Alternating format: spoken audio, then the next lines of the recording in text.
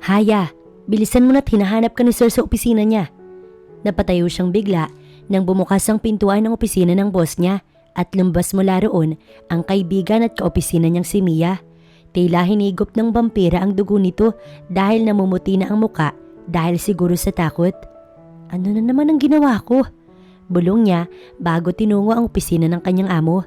Isang buwan pa lamang siya sa trabaho pero parang gusto niya nang mag-resign bilang sekretary ni Madoc Makins. Oo nga't napakagwapo nito at crush ng halos karamihan sa mga kasama niya sa trabaho. Maging siya ngayon humahanga rin dito pero sa ugali pa lang na to parang gusto niya nang bawiin ang paghangang nararamdaman. Haya, are you out of your mind? Bulyaw agad nito sa kanya, saktong kakahakbang niya sa opisina nito. Bakit po sir? Tinatanong mo? O hayan? At ibinalibag patungo sa kanya ang mga nakatuping mga papeles. Sinabi ko sa iyong mag-print ka ng 10 copy. Pero ilan lang yan? Ano ba Haya? Huwag kasi puro lalaki yung inaatupag mo. Focus Haya, focus sa trabaho. Bigla siyang nanliit. Hindi niya kasi alam kung bakit ito nagsasalita sa kanya ng ganun. Gayong wala nga siyang boyfriend. Tapos ngayon, sasabihan pa siya ng ganito. Siguro kung hindi niya lang kailangan ng trabaho, baka nag-resign na siya sa kumpanyang ito. Isang araw pa lang na pumasok siya rito. Pero dahil inahabol ng utang ang ama niya, kaya kinakailangan niya ng trabaho.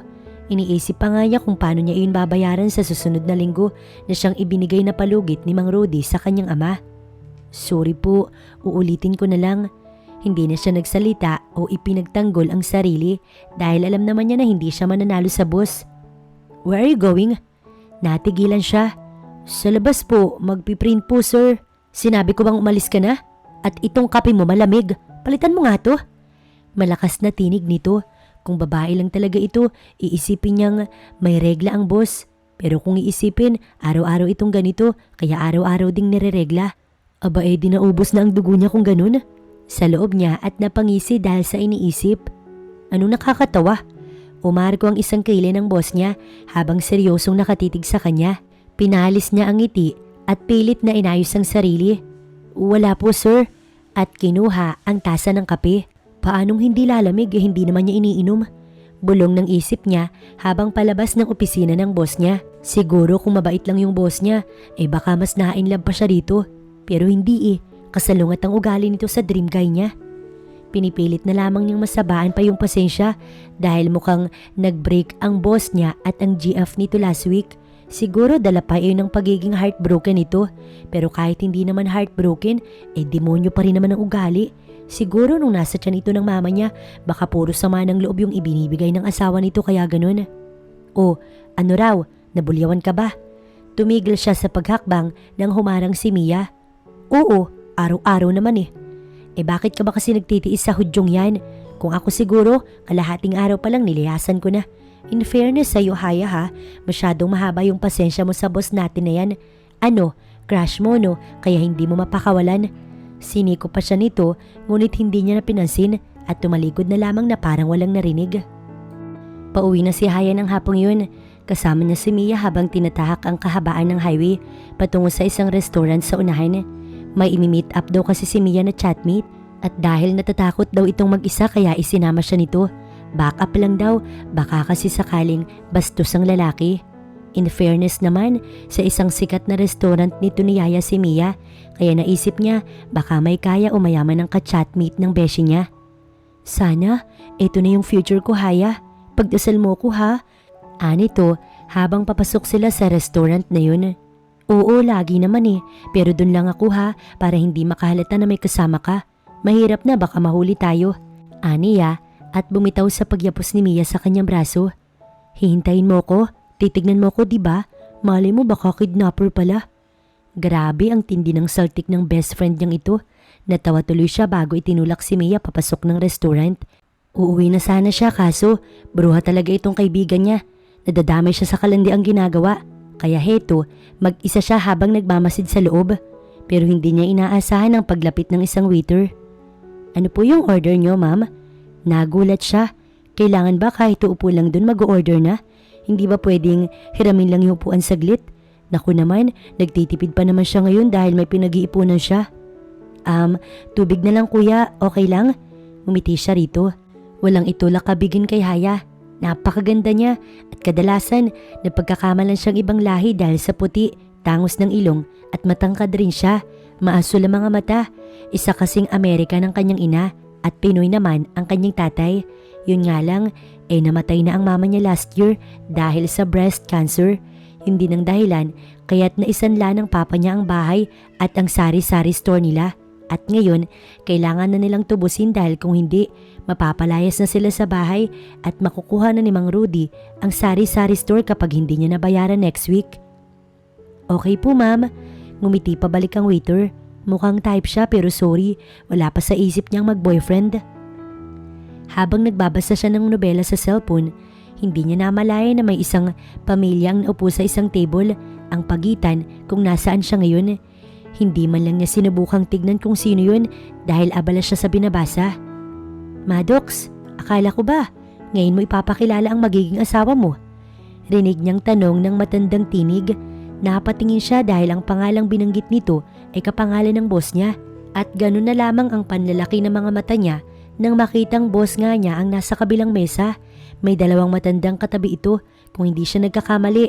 Lolo, lola iyon ng amo niya. La, pwede bang next time na lang? Busy po siya ngayon. Apo, alam mo yung usapan natin hindi ba? Kapag hindi mo ipinakilala ang girlfriend mo ngayon o bukas, alam mo na ang mangyayari. Apo, alam mong hindi na kami bumabata ng lola mo.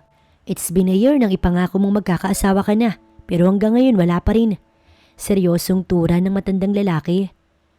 No. Gusto ko makita ang magiging asawa mo ngayon na. Tawagan mo at papuntahin dito. Maotoridad nitong sabi. Ngayon lamang niya nakita ang pag-aalala sa mukha ng binata. Kahit pala hudyo ang boss niya may kinakatakutan din. No need, Lo. She is here. Nagulat ang mag-asawa at maging siya at pasimpleng yumuko para hindi siya mapansin. Hindi kasi siya pwedeng dumaan dahil siguradong makikita siya ng boss niya. Hindi na siya nakaisyoso at pilit inabala ang sarili sa binabasa nang biglang may tumapat sa kinaupuan niya at hinawakan ng kanyang pulsuhan, sabay hila sa kanya. Gulat na gulat siya nang makita kung sinong may gawa nun. Sir? Naibulong niya. Lola, she is Haya, my fiancé. Dumagundong ang puso niya at gulat na tumingin sa binatang may hawak sa kamay niya. Anong pinagsasasabi ng siraulong amo niya? Really, Apo? Siya na ba ang mapapangasawa mo? Parang umbikli ang dila niya dahil sa narinig. Mas natahimik pa siya lalo nang tumayo ang matandang babae at yumakap ito sa kanya. Tuwang-tuwa ang mukha nito at excited rin. Ang ganda-ganda naman ng mapapangasawa mo, Maddox. Anito at tumingin sa mukha niya. What's your name, Iha? Anito nang hindi man lang napalis ang ngiti sa labi. Haya po, ma'am. Nahihiya at mahina niyang sagot. Oh, drop that, ma'am. Just Lola, okay? Welcome to the family, Haya. Sabi pa nitong muli. Tumayo rin ang asawa nito at nakipagkamay sa kanya ng dalawang palad pa. Tila ngayon lamang sila nakatagpo ng babae sa pamilya. Nakakatuwa pero siya hindi talaga natutuwa. Pilit ng ngiti ang ginanti niya at sinulyapan ang boss niya na nasa gilid lamang niya. Sumisenyas ito pero hindi niya naman maintindihan kung ano yun. Maddox, Apo, gusto kong ikasal na agad kayo para magkaapo na ako. Bigla yatang nalulunya ang sariling laway dahil sa narinig. Of course, Lola. Don't worry, mabibigyan din namin kayo ni Haya. Di ba, babe? Umiti ito sa kanya at simpleng hinawakan ng palad niya. Hindi siya agad nakasagot kaya pinisil ni Maddox ang kamay niya. Opo babe, I mean la. God, sana hindi na pala siya sumama kay Mia. Nagsisisi na talaga siya kung bakit pa kasi narito siya eh. Mukhang malaking problema ang napasok ng boss niya. Talagang kasama siya. Good, sige, umorder na tayo para naman makapag-celebrate tayo. Tinawag ng babae ang waiter at nabaling naman ang atensyon ng asawa nito sa tumatawag. Tumayo ang matandang lalaki at sinagot yun. Ano ba to, sir? Anong pinagsasasabi mo? Bulong niya, ngunit sinisipa lamang ni Maddox ang paa niya. Magkatapat kasi sila ng upuan.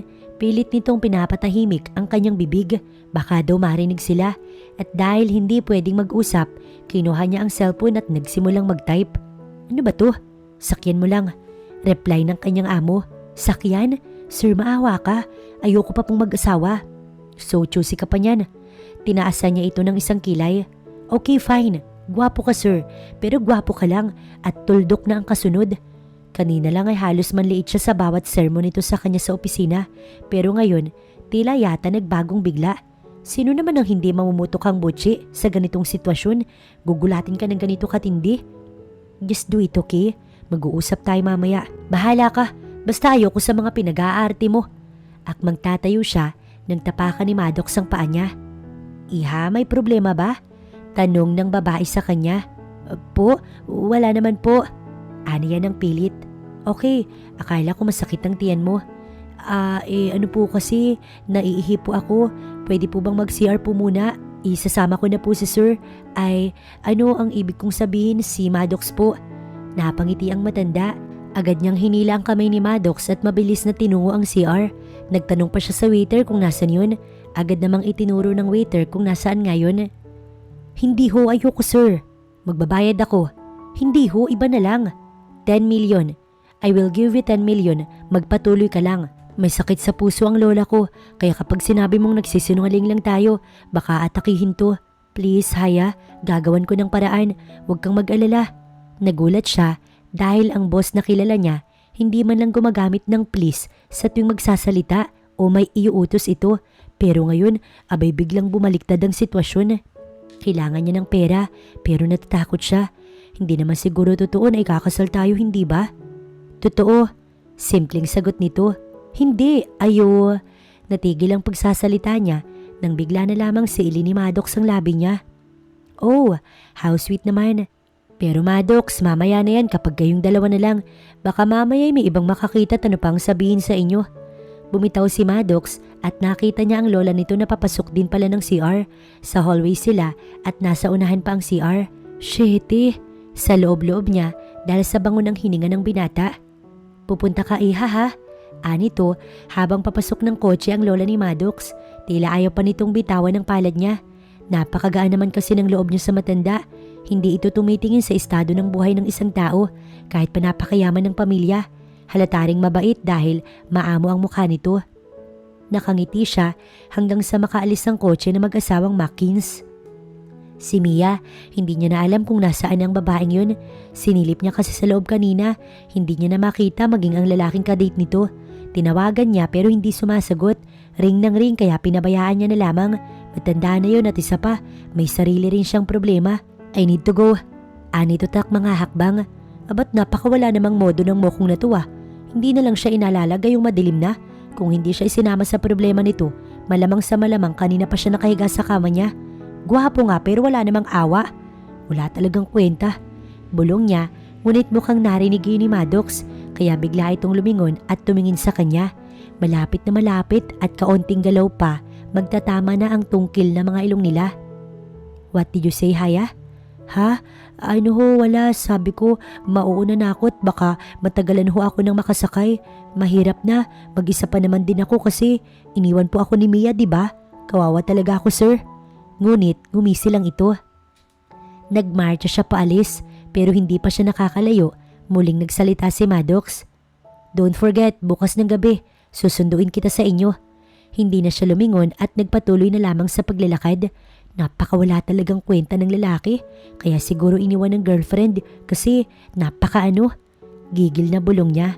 Kung siguro, hindi lang niya kailangan ng pera. Hindi siya papayag sa gusto ng siraulo niyang boss, pero dahil sa may utang ang ama niya, kaya kailangan niya itong gawin. Ang sabi ni Maddox sa 1 taon lamang ang pagpapanggap nila at pwede na siyang tumigil. Iniisip niya ngayon, paano naman ang apo na hinihingi ng mga matatanda? Huwag nitong sabihin na magpapabuntis din siya. Diyos na mahabagin, hindi siya prosti para magpagamit sa hindi niya mahal at tunay na asawa, no?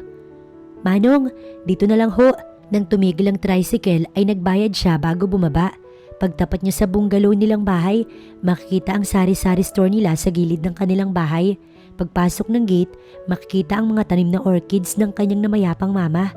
Miss na miss niya na ang kanyang ina, kaya sa tuwing mangungulila siya binubuhos niya sa pagpapaganda ng hardin nito ang pagkamiss niya sa kanyang mama. Haya anak, nandyan ka na pala. Bungad ng kanyang ama. Nung kabataan ng papa niya, crush daw ito ng bayan. Halata naman kasi kahit nangungulubot na ang mukha nito, gwapo pa rin naman. Nagmano siya bago pumanahik ng bahay. Isang manager sa factory ang papa niya, pero noong mamatay ang mama niya, pinatigil niya na ito at ito na lang ang pinagbantayan ng sari-sari store nila.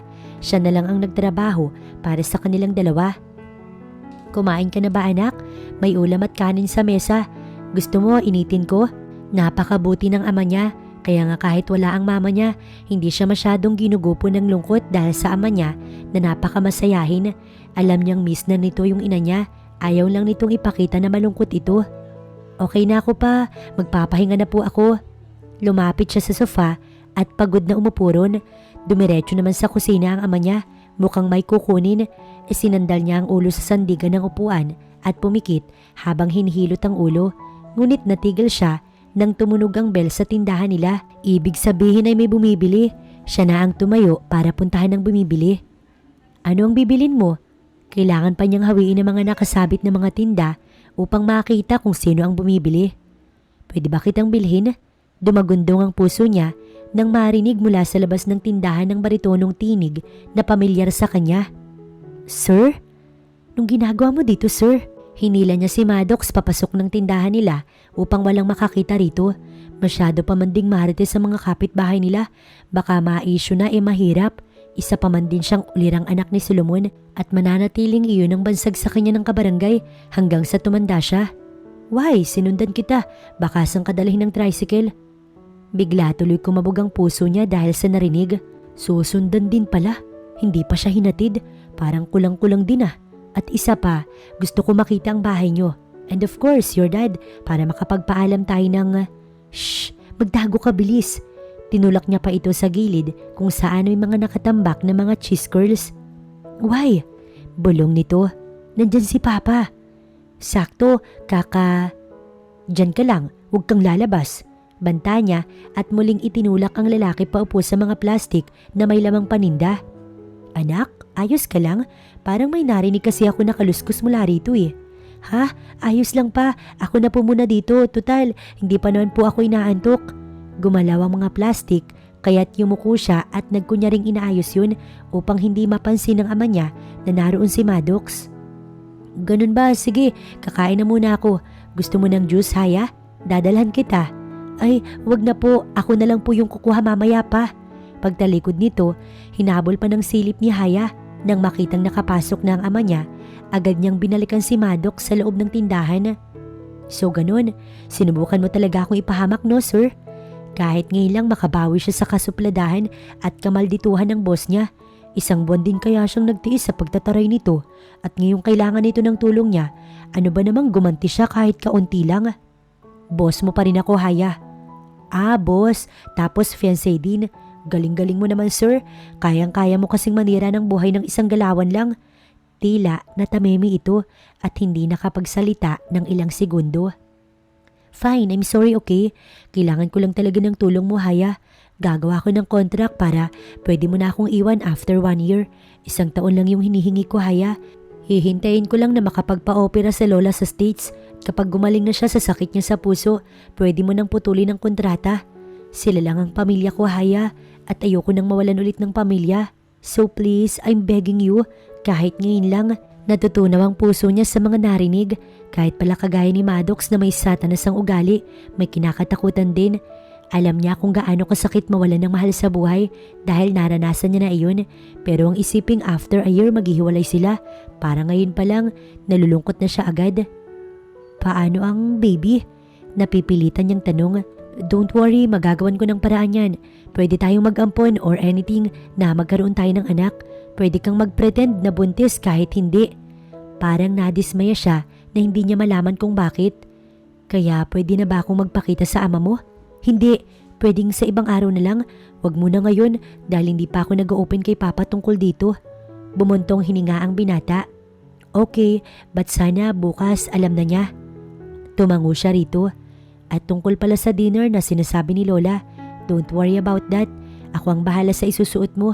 Sabi nito paglabas ng tindahan. Aalis na ako. Tumalikod ang lalaki. Bigla siyang nakaramdam ng panghihinayang dahil aalis na ito. Ingat, sir. Nang magsalita siya, biglang bumalik si Maddox. Maddox, not sir. Anito at dinampian siya ng halik sa labi. Hindi na siya nakagalaw sa kinatatayuan hanggang sa makaalis si Maddox. Parang tangang natulala habang hinihimas ang nakawang na labi. Bye babe. Bulong pa niya sa kawalan. Maaga pa, gising na si Haya. Siya na ang nagluto ng agahan at nagbukas ng sari-sari store nila. Paano ba naman, hindi siya nakatulog dahil sa kakaisip sa naganap kahapon. Hanggang sa mga oras na ito, hindi pa rin siya makapaniwala sa nangyari na iyon sa kanya. Nagkakape siya habang nakasalang ang kanin sa rice cooker. Nagpainit na rin siya ng kawali sa kalan para magprito ng tuyo at itlog. Kumuha na rin siya ng 2 itlog na maalat sa fridge. Kahit walang tulog, masigla pa rin talaga siya kahit mag-iisang dangkal na yung eyebags niya. Pakanta-kanta pa si Haya habang naghihiwa ng mga sangkap para sa itlog na maalat na gagawin niya.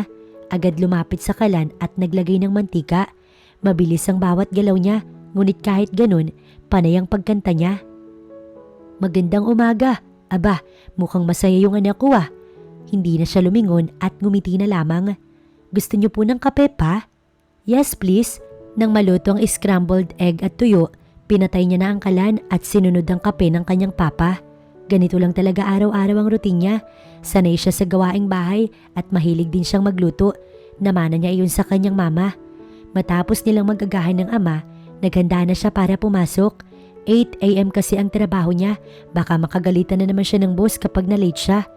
Kasi simula nang pumasok siya sa kumpanyang yun, lagi na lang yata siyang binabantayan ng boss na kahit kaunting pagkakamali, nasisigawan agad siya. Ni ang mailagay nga lang ng hindi naaayon ng tasa ng kape nito, sinisigawan siya. Pero dalangin niya na sana, pagpasok niya ngayon, magbago na ang lahat. Haya, bakit mo ko iniwan kahapon? Bungad agad ng kanyang kaibigan habang nasa hallway silang dalawa. Inabangan pa talaga siya nito para lamang itanong yun. Hoy Mia, hinanap kaya kita pero nawala ka. Tinawagan din kita tinext no pero hindi ka sumasagot. San ka nagpunta? Maotoridad niyang tanong rito. Yumuko ang babae. Kasi sumama ka sa chatmate mo no. Huwag mong sabihing ibinahagi mo na yang... Tumingin siya sa ibaba ng kaibigan. Kasi naman Haya, ang gwapo-gwapo niya naman kasit mukhang ang bait pa. Napailing siya at biglang binatukan ng babae. Aray, sorry naman. Huwag kang maninisi ha kapag niloko ka ng lalaking yan. Masasapak ko yan. Sinisiguro ko sa'yo. Tatalikod na sana siya nang magsalita si Mia. Ikaw, anong oras ka umuwi? Balita ko, may nangyari sa inyo ni Sir kahapon. Nabigla at nanlaki ang mata niya. Paano nalaman ng babaeng to ang tungkol sa nangyari kahapon?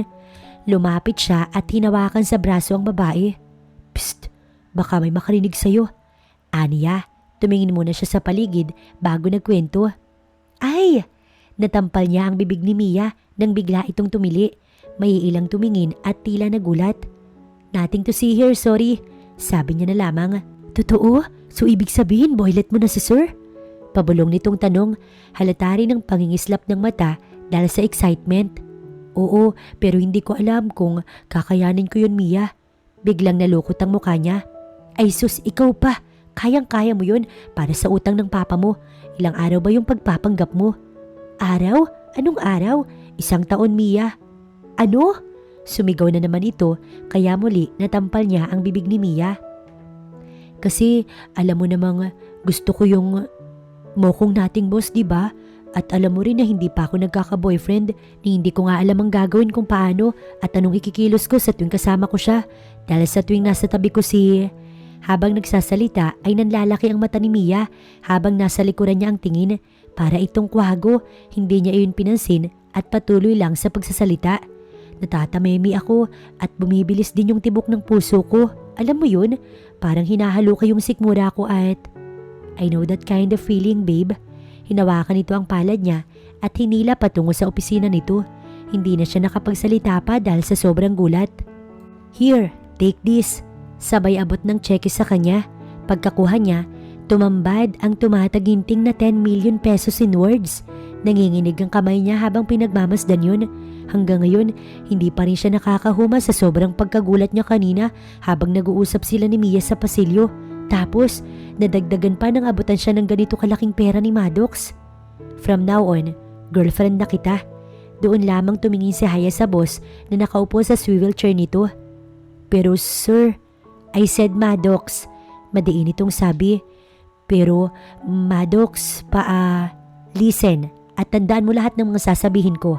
Kung inaakala mo na baka masakal ka sa kasal na magaganap, please, don't. Pwede kang mag-boyfriend. Pwede mong gawin ang gusto mo but sa oras na kasama natin si Lola at Lolo, you have to pretend. Kailangan mong mapanggap na asawa sa akin sa lahat ng oras. Same lang din sa akin at I assure you, 1 taon lamang ang kailangan.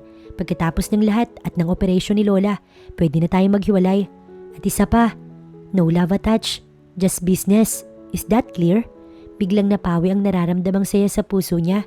Oo nga pala, hindi nga pala totoo yung lahat ng to. Tumango siya sa boss niya.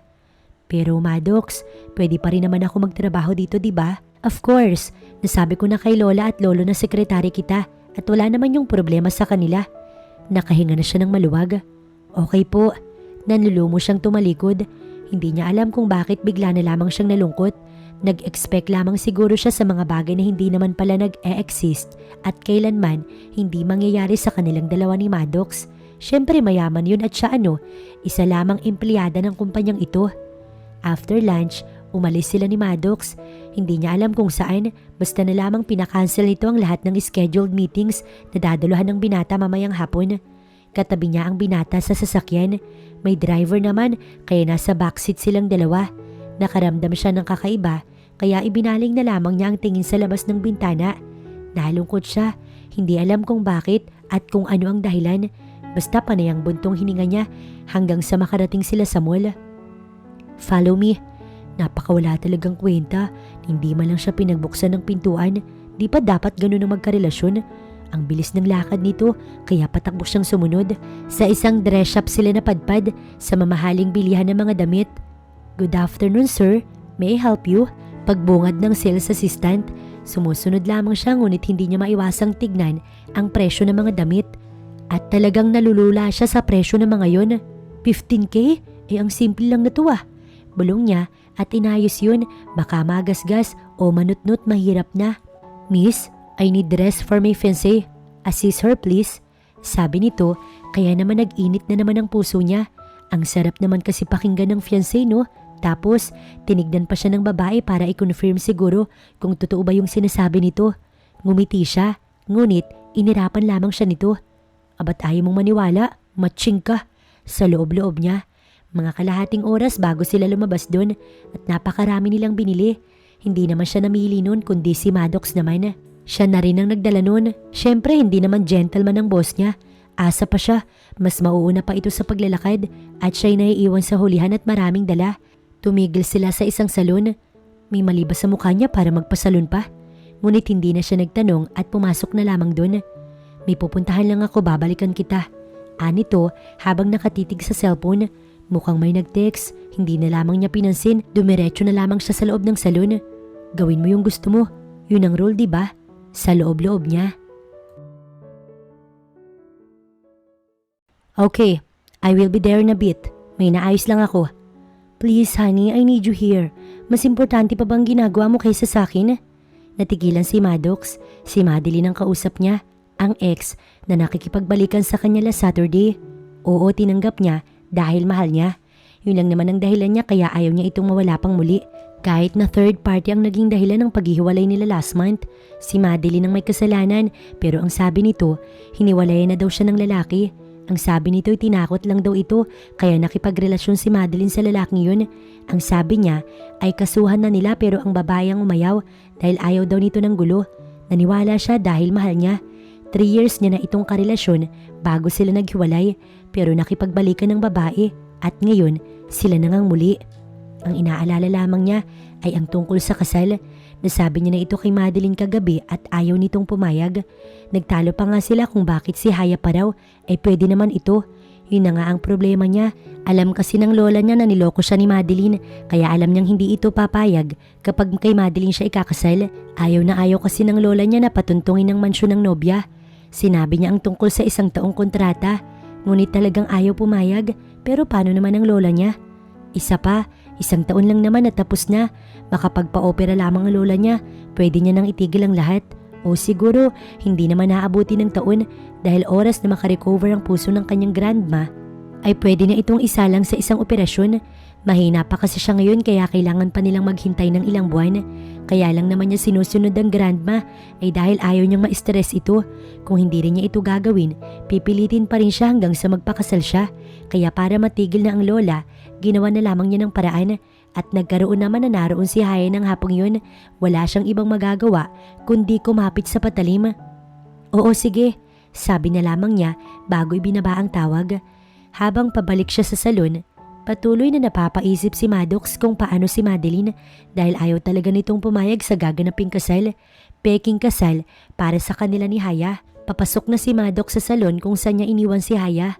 Maddox, agad siyang napatingin sa tumawag sa kanya at gano'n na lamang ang reaksyon niya nang makita si Haya sa floral dress na kulay pula at puting kombinasyon. Simpleng floral dress lamang iyon na may mahabang manggas pero napakaganda ng dalaga lalo na sa ayos nito. Ang wala kasing buhay na straight hair, kinulayan ng ash blonde, manipis lang ang makeup na siyang nagpalabas ng ganda nitong tinatago. Ang eyeglass nito ay wala na, mukhang pinalitan ng contact lens. Hindi siya nakapagsalita ng ilang sandali at nanatiling nakatitig lamang sa dalaga. Napakaganda mo, iha. Umiti siya at inabot ang palad ng matandang babae at nagmano roon. Ganon din sa lolo ng boss niya. Napakagalang na bata. Ani pa nito bago sila pumasok ni Maddox sa loob ng napakagarang bahay. Mansyon iyon. Tara na sa komedor, nakahain na ang pagkain. Sabi nito. Nahihiya naman siyang sumunod. Parang hindi siya nababagay sa ganitong klase ng lugar. Tila nanliliit siya tuwing titingin sa kanya ang mga maidron. 4 na mga kasambahay na nakatayo sa tabi ng dining area. Hindi niya akalaing mangyayari rin sa kanya ang mga nababasa lamang niya sa nobela.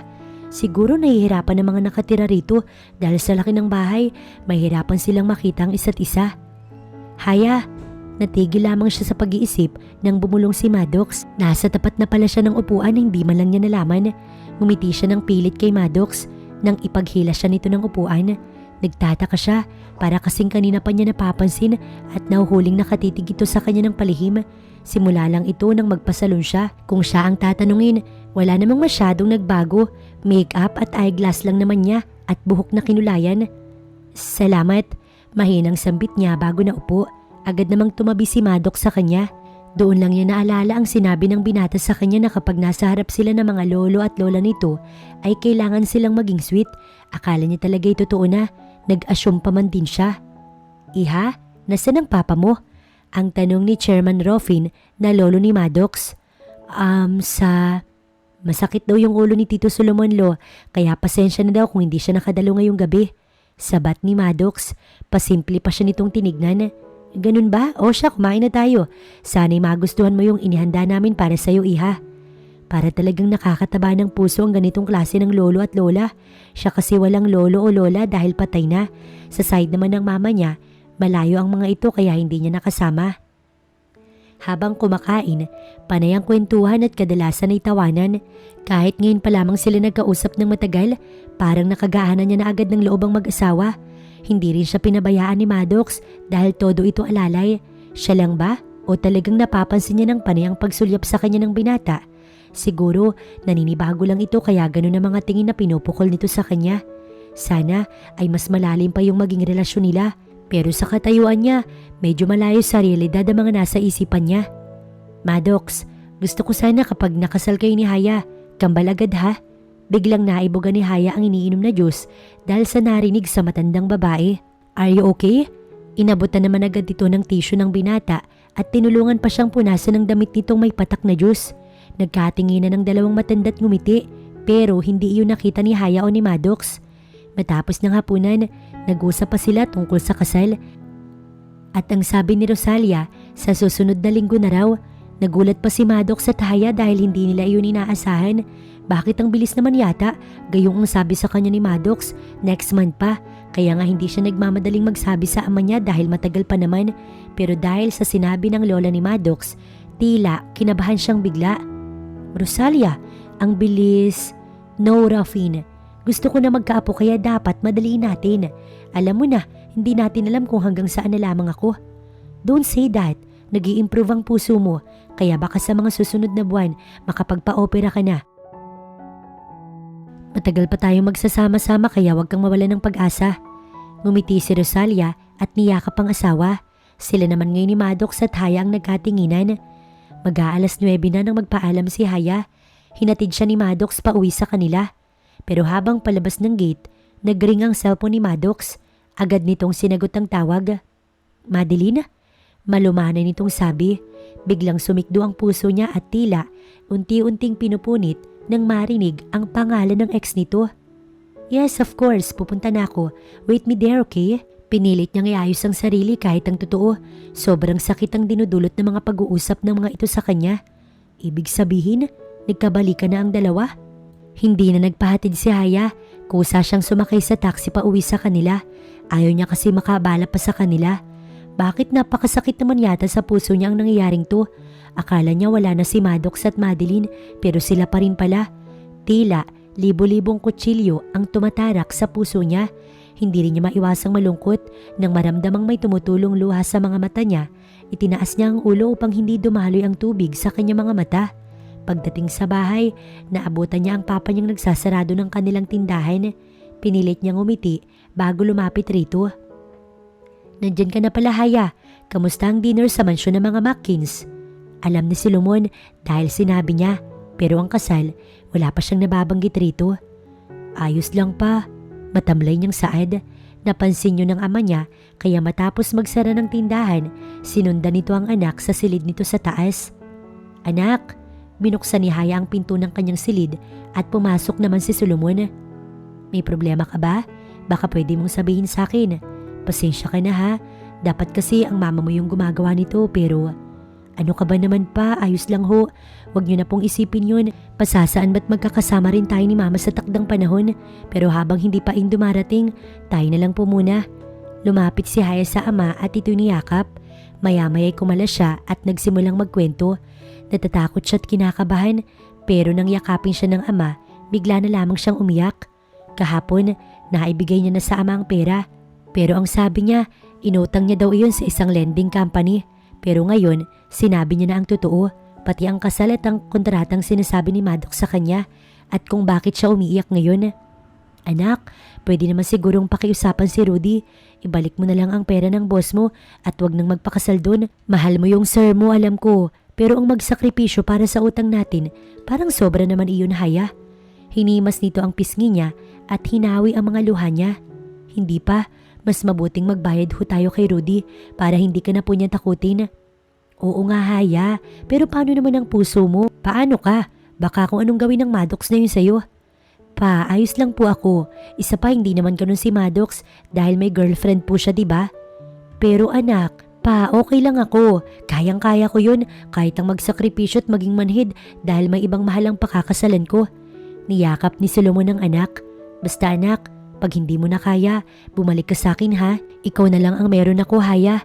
Mas napaiyak pa siya nang himasin ng ama niya ang buhok at marahang nagsalita. Napakabait ng ama niya kaya hindi nito deserve ang saktan at pagsalitaan ng masama ni Rudy dahil sa utang nila. Kaya nga gagawin niya ito para mapanatag ang kalooban ng kanyang mahal na papa. Hindi nangyari ang isang engranding kasal para kay Haya dahil gusto nito ay simple lamang at ang request niya ay sa mismong bahay nila gaganapin ang handaan. Kaya walang nagawa si Rosalia dahil ipinagpilitan niya yon. Engranding kasal sana ang nais ni Rosalia pero hindi natupad. Piling mga panauhin lamang ang inimbitahan ng bawat panig. Kahit halata sa mukha ng mayayaman ng pagkadismaya, wala siyang pakailam basta iyon ang gusto niya para malaman din syempre ng lahat nang hindi siya mayaman.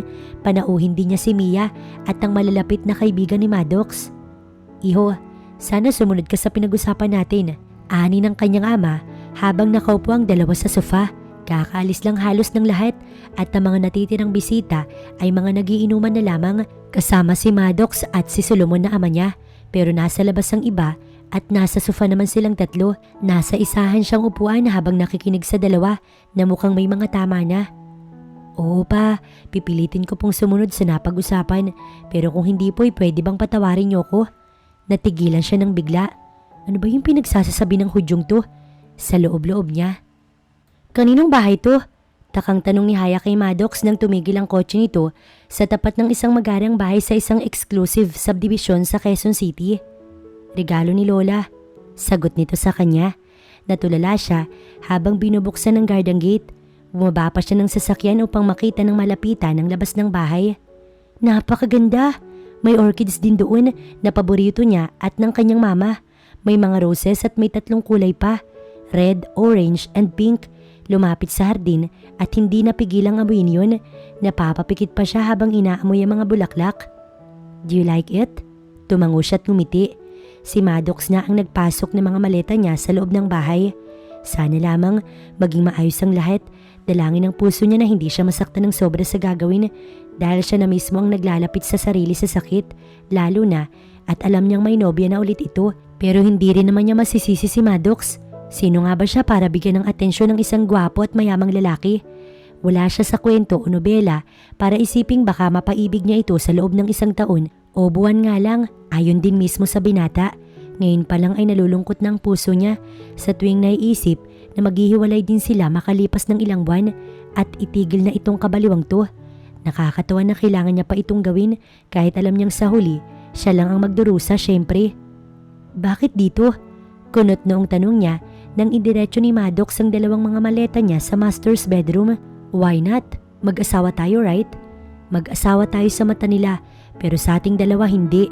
Pwede namang sa guest room lang ako. Tapos kung dumalaw sila lola dito, tsaka na ako lilipat. Hindi naman araw-araw narito sila. Baka isang beses sa isang buwan lang kaya bakit kailangan araw-araw na magkasama tayo sa isang kama? Ayaw niyang mas mapalapit kay Maddox dahil baka sa huli hindi niya kayanin kapag naghiwalay na sila. Tinititigan siya ng lalaki. Okay, if you say so, it's fine by me. Kinuha niya ang handle ng maleta at hinila yun. Nagdadalawang isip pa siya at naghihintay na sana pigilan siya nito. Ngunit nadismaya siya nang makalabas na siya. Hindi man lang nagsalita si Maddox. Isinara pa nito ang pinto na talagang kinainis pa niya. Sus, ayoko nga ring makatabi ka no? Bulong niya bago tuluyang pumasok sa guest room na katabi lamang ng master's bedroom. Unang linggo ng pagiging mag-asawa nila. Nag-leave si Maddox maging si Haya dahil baka may makapansin na hindi totoo yung kasalan kung pumasok sila. Kinaumagahan matapos ng kasal. Isa pa, para sa grandparents ni Maddox ay honeymoon stage ito ng dalawa. May isang kasambahay, 3 dapat na mga katulong, ngunit si Haya ang nag-request na wag nang dagdagan dahil kaya naman kahit walang katulong sa bahay. Pero dahil mapilit si Maddox kaya heto, narito si Manang Laura na siguro nasa 60 na rin ng edad. Galing ito sa mansyon ng mga Mackins, pinadala lang ito ng lola ng binata. Magaling ka palang magluto, ma'am. Namamanghang usal ng may edad na babae. Umaga iyon at siya na ang nagpresenta na magluto ng almusal. Hindi niya alam kung gising na si Maddox, hindi niya sinilip, matanda na yun para gisingin pa. Ano ka ba manang? Scrambled egg, tocino at corned beef na may patatas lang po yan. Abay kahit na, manaka-naka lang ako nakakakita ng babaeng kagaya mo na nagluluto. Napakaganda niyo po ma'am, tapos magaling pa sa kusina. Napakaswerte ni Sir Maddox sa inyo. Kinikilig nitong turan, ngunit siya'y natahimik lang at napabuntong hininga. Sana, totoo yung sinasabi mo manang, wika niya sa loob-loob niya. Saktong inaayos niya ang pinggan sa dining area nang marinig niya ang boses ni Maddox na papalapit. Inayos niya ang sarili at mabilis na hinubad ang apron. Siya na rin ang nagtimpla ng kape nito. Hindi niya alam kung anong klaseng kape yung nais nito, kaya yung klase ng kape niyang iniinom ang ginawa niya. No, Madeline, hindi ka pwedeng bumisita rito. Alam mo naman, di ba? Mukhang ang nobya nito ang kausap. Napatingin si Manang Rosa sa kanya at tila nagtatanong. Wala itong alam kaya nagtataka ang mukha nito. I said no. Sabay off ng cellphone. Tatalikod na sana siya dahil tila pinupunit ang puso niya. Baka mahalata ni Maddox si mahirap na. Let's eat. Mauna ka na, may gagawin pa ako. Sagot niya habang nakatalikod. Hindi na siya pinilit ni Maddox kaya tumalikod na siya patungo sa kusina. Nanulumo siyang naghugas ng kamay sa lababo. Ang sarap ng kape niyo manang. Narinig niya yon mula sa lamesa sa dinner. Hindi po ako nagtimpla niyan sir, ang asawa niyo po. Lalabas na sana siya sa pinto patungo sa likod nang may humawak sa bewang niya. Come on, let's eat sweetie. Malumanay na usal nito. Biglang tumalo ng puso niya dahil sa paghawak at pagtawag nito sa kanya. Para siyang timang na nangingiti-ngiti habang nasa harapan ng mga bulaklak sa hardin. Panay ang pag-amoy niya sa pulang rosas. Sana no, magustuhan din ako ni Maddox, pero mukhang malabong mangyari yun. Bulong niya sa hawak na bulaklak, ngunit alam niya namang hindi sasagot ang hawak na bulaklak, kaya bumuntong hininga na lamang siya para ilabas ang pagkadismaya. Matapos ng agahan, umalis si Maddox. May pupuntahan raw ito ngunit babalik rin naman agad, pero tanghali na, wala pa rin ito. Ano bang inaasahan niya? Siyempre, baka nakipag-date yun sa girlfriend nito. Matapos niyang ayusin ang mga naitanim na mga halaman, tumayo siya para maghugas. Siguro hindi pa nakakapamalengke si Manang Rosa, kaya magpipresenta na lamang siya na siya na lamang ang mamamalengke para naman hindi siya mabulok sa bahay na to. Oo nga't napakaganda naman talaga, pero habang tumatagal siya rito, parang nakakabagot din. Sigurado ka ba, ma'am? Opo, Manang. At pwede bang Haya na lang po yung itawag mo sa akin? Parang masyado namang pong formal lang, ma'am. Yun po yung bili ni sir, baka kasi makagalitan ako. Ang sabi niya rin, wag po kayong pagtatrabahuhin sa bahay, baka malaman niya po ito at wag kang mag-alala, Manang, akong bahala sa'yo. Sige po, ma'am. Haya po pala. Ngumiti ito kaya nagtawanan silang dalawa. Siya na ang pinagdesisyon ni Manang Rosa kung ano ang gusto niyang bilhin na ulam. Isa pa, marami pa daw stock sa ref, kaya kung ano-ano na lang daw ang gusto niya, yun na lamang ang bilhin. Isa pa, siya lang naman ang kakain, tiyak hindi uwi si Maddox ng maaga. Abala yun, abala sa girlfriend nito. Sinigang na bangus ang lulutuin niya at inihaw na liempo at bibili rin siya ng kalamansi para sa sausawan. Mas gusto niya ang maraming sili. Medyo nagtagal pa siya sa pamimili at naglalakad na lamang para makatipid. Isa pa, malapit lang naman, bit-bit niya ang eco bag na binigay sa kanya kanina ni Manang Rosa. Nagbistida na lamang siya ng hanggang tuhod at flat sandal. Habang naglalakad, pinagtitinginan siya ng mga nakakasalubong at kadalasan mga kalalakihan, pero dire-diretso lamang siya hanggang sa mapuno ng pinamili ang dala niyang basket. Oras na para umuwi. Siguro 1 oras ang inilagi niya sa tindahan, makahanap lamang ng fresh na gulay at isda. Haya! Agad siyang tumingin sa unahan nang marinig niya ang kanyang pangalan at napangiti siya na makita si Jess na kumakaway sa kanya. Nakatayo ito sa unahan kaya agad siyang lumapit. Si Jeston ay kababata niya, mabait itong kaibigan noong elementary sila. Pero nang kinuha ito ng ama at dinala sa California, hindi na sila muling nagkita. Ang gwapo ng kababata niya, kahit noon pa man, gwapo na ito't matangkad rin. Hoy, kailan ka umuwi? Masayang salubong niya, ngunit bigla na lang siyang niyakap ng lalaki. Nagulat siya pero agad ring nakahuma. Ikaw ha, hindi ka man lang nagpaabiso na narito ka na pala. May halong pagtatampong tinig niya. Pasensya ka na, gusto sana kitang sorpresahin pero nang pumunta ako sa inyo, wala ka raw sabi ni Tito Solomon. Hindi ko alam na nag-asawa ka na pala. Ramdam niya ang lungkot sa tinig nito. Ay sus, hindi ya. Ginawa ko lang ito para sa papa ko. May utang kasi kami, Jess. At ito lang talaga ang paraan para mabayaran si Mang Rudy. Tinatakot niya si papa. Alam mo namang namatay na pala si tita. Pasensya na Haya, hindi ako nakauwi ha. Ano ka ba, wala yun? Ano yung tungkol sa utang at bakit ka nakasal ng biglaan? Walang nabanggit si Tito sa akin. Basta kasal ka na raw at binigay niya yung address mo, kaya tinakbo ko kaagad. Napangiti siya, naalala pa rin kasi siya ng kaibigan. Kung siguro hindi nabihag ni Maddox ang puso niya, baka na-in love na siya sa lalaking to. Tara, hatid na kita at makapagkwentuhan na rin sa daan. Nagulat pa siya sa gara ng kotse nito. Mukhang asensado na talaga si Jess. Ang ganda kasi ng kotse nitong dala. Hindi siya tumanggi at habang nasa daan, panay ang kwentuhan nila. Nasabi na rin niya ang tungkol sa kontrata at kung ano-ano pa. Kung ibalik mo na lang ang pera Haya at ako na lang ang magbabayad kay Mang Rudy para naman matapos na itong nangyayari sa'yo. Natigil siya saglit, akmang sasagot siya nang matapat na sila mismo sa malaking bahay na pagmamay-ari ni Maddox. Dito na lang Jess, salamat sa paghatid ha. Bumaba ito at ngumiti sa kanya. Haya, sana pag-isipan mo yung alok ko. Hindi ako kagaya ni Rudy. Hahayaan ko kayo kung kailan niyo ako mababayaran. What friends are for kung hindi kita matutulungan, right? Salamat, Jess. Oo, pag-iisipan ko yun. Niyakap siya nito. Lagi talaga siyang nagugulat sa tuwing gagawin iyon ni Jess sa kanya.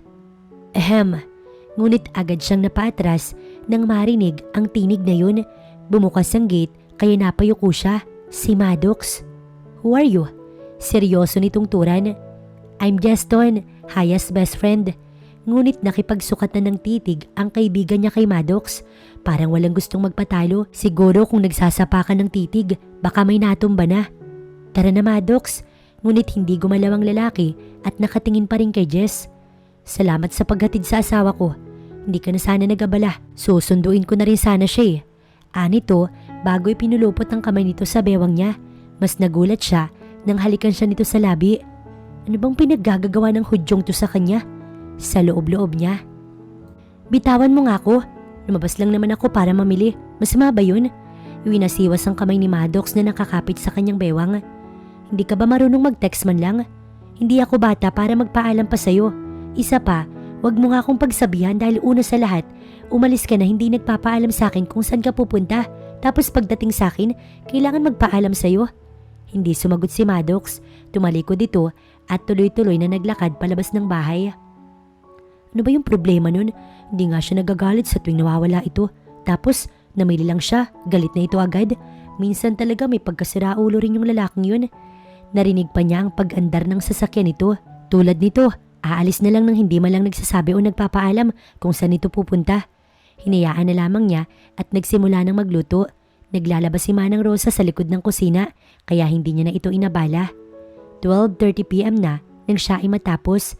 Si Manang Rosa na rin ang kasabay niyang nananghalian. As usual, wala si Maddox. Parang ilang araw ng ganito ang routine nila sa araw-araw na hindi nga niya ito nakikitang nagtatagal sa bahay. Kung may oras man, gabi lang yun. Minsan nga rin, maririnig na lamang niyang aandar ang kotse at muling aalis kahit hating gabi na. Kagaya ngayon, gabing-gabi na pero wala pa ring ugong ng sasakyan siyang naririnig. Hindi rin siya makatulog kahit anong gawin niya. Kakatawag nga lang niya sa papa niya dahil nag-miss call ito ng 10:30. Baka daw may emergency kaya tinawagan niya pabalik. Ngunit nangangamusta lang pala. Kinabahan pa naman siya. Pipikit na sana siya nang makarinig ng tunog ng kotse mula sa labas. Si Maddox na yun. Excited siyang tumayo at sumilip sa bintana ng kanyang silid. Ngunit hindi niya makita kaya't lumabas siya ng kwarto at patakbong bumaba ng hagdanan. Pumasok ng pintuan at niluwanon si Lloyd na inaalalayan si Maddox. Anong nangyari, Lloyd? Tanong niya agad sa security guard. Ma'am, lasing na lasing po si sir. Hindi na po makapaglakad ng maayos dahil sa kalasingan, ma'am. Nag-alala siya agad at pumasok sa isip kung bakit kaya ito nag-inom na hindi naman pala kaya ng katawan. Ibaba mo na lang dyan, Lloyd. Salamat. Sige ma'am, labas na po ako. Kayo na pong bahala sa asawa niyo. Oo, kung asawa nga talaga niya. Sinara niya ang pinto at bumalik sa tabi ng binata para itong lantang gulay habang pinagmamasdan niya. Kaya pala hindi ka umuwi dahil sa bar ka na naman na malagi. Mabuti na lang hindi dumating sila lola kanina. Tinatawagan kita, hindi ka rin sumasagot. Plano mo to, diba? Pero bakit parang ako lang yung namumroblema? Sermon niya kahit alam niyang hindi ito makakasagot dahil tulog na tulog ang mokong. Kaya imbis na maubos ang laway niya kakasermon, hinubad na lamang niya ang sapatos nito maging ang mga medyas. Hindi naman talaga kita asawa pero ako yung gumagawa nito. Dapat si Madeline ang gumagawa nito at hindi ako. Reklamo niyang mulit isa-isa ng inanboto ng botones ng suot nitong polo na itim. Pero nang akmang uhubarin niya na, bigla siyang natigilan nang makita ang mabatong dibdib ni Maddox. Napalunok siya ng ilang ulit bago tuloy ang hinubad ang suot nitong pang-itaas. Kailangan ba pati pantalon? Sa loob-loob niya. Sa huli ay inanzip na rin niya ang pantalon ng lalaki at dahan-dahang hinila yun. Tinakpan niya naman ang kumot ang ibabaw ng lalaki kaya hindi makikita ang kahubadan nito. Eto na yung tubig, Haya. Pumasok si Manang Rosa na may dalang batya at bimpo. Siya ang nagutos nun. Salamat, Manang. Magpahinga na po kayo't gabi na. Kaya mo na ba ito? Tumango siya kaya tumalikod na si Manang Rosa. Sa susunod wag ka nang iinom ha. Mahina ka naman palang nilalang eh. Aniya habang pinupunasan ng basang bimpo ang mukha nito. Ang sabi daw kasi ay nakakatulong yun para mabawasan ng tama ng alak sa katawan. Nag-away na naman siguro kay ni Madeline. Sana kung akin ka na lang. Hindi ka masasaktan ng ganyan, Maddox. Mahinang usal niya habang nakaupo sa gilid ng kama. Nanlulumo siyang tumayo. Malayong mangyari ang nasa puso nito dahil si Madeline ang gusto nito at hindi siya.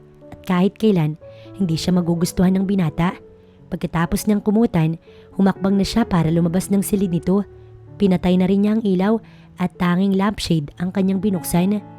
Hindi, Haya. Dahil sa'yo, kaya ako nagkakaganito. Bulong ni Maddox nang makitang naglapat ang pintuan ng kanyang silid. Manang, bumaba na ba si Maddox? Tanong ni Haya sa matandang abala sa paglalagay ng ulam sa lamesa. Maaga pa siyang umalis eh. Ang sabi niya gagabihin na raw siya. Mukhang bumalik na sa pagtatrabaho yung asawa mo. Nagulat siya dahil 1 week ang leave ng lalaking yun, tapos bumalik nang hindi niya alam. Sekretary siya, dapat alam niya yun. Biglang nag-init ang ulo niya. Maliban sa paglayas-layas nito araw-araw at pag-uwi ng lasing, ay nagtatrabaho na pala ito nang hindi niya man lang alam. Nasa isang bahay lamang sila pero hindi niya alam ang pinaggagawa ng lalaki. Ganun ho ba? Umupo na siya para kumain. Haya, tumatawag nga pala si Ma'am Rosalia. Bibisita raw sila bukas dahil linggo. Bigla siyang nabilaukan dahil sa iniinom na kape. O anong sabi niyo? Itanong ko kako kay Sir Maddox pero mukhang sa inyo na lang dahil wala siyang oras makipag-usap. Lagi nagmamadali si Sir. Kapag tumawag ulit manang, pakisabing kami na lang ni Maddox ang dadalaw sa kanila. Tumango ang babae kaya itunuloy niya ang pagkain. Kain na din kay manang, wala pa naman po si Maddox kaya okay lang na sumabay kayo. Sige iha. Tawagin niyo na rin si Lloyd para sabay-sabay na ho tayo. Sumunod naman ang ginang. Maddox! Agad siyang tumigil sa pagsubot tumayo nang may tumatawag na babae sa asawa niya at siguradong hindi iyon si Manang. At nang sumilip siya sa sala, nakita niya ang isang sexy na babae. Maputi ito na animoy labanos ang balat. Hapit na hapit ang katawan sa suot na avabdani na pencil dress. Nakalugay ang blonde hair na kulot, makapal ang makeup pero mukhang sanay naman ito sa ganung ayos. Maganda at walang itulak kabigin sa tindig.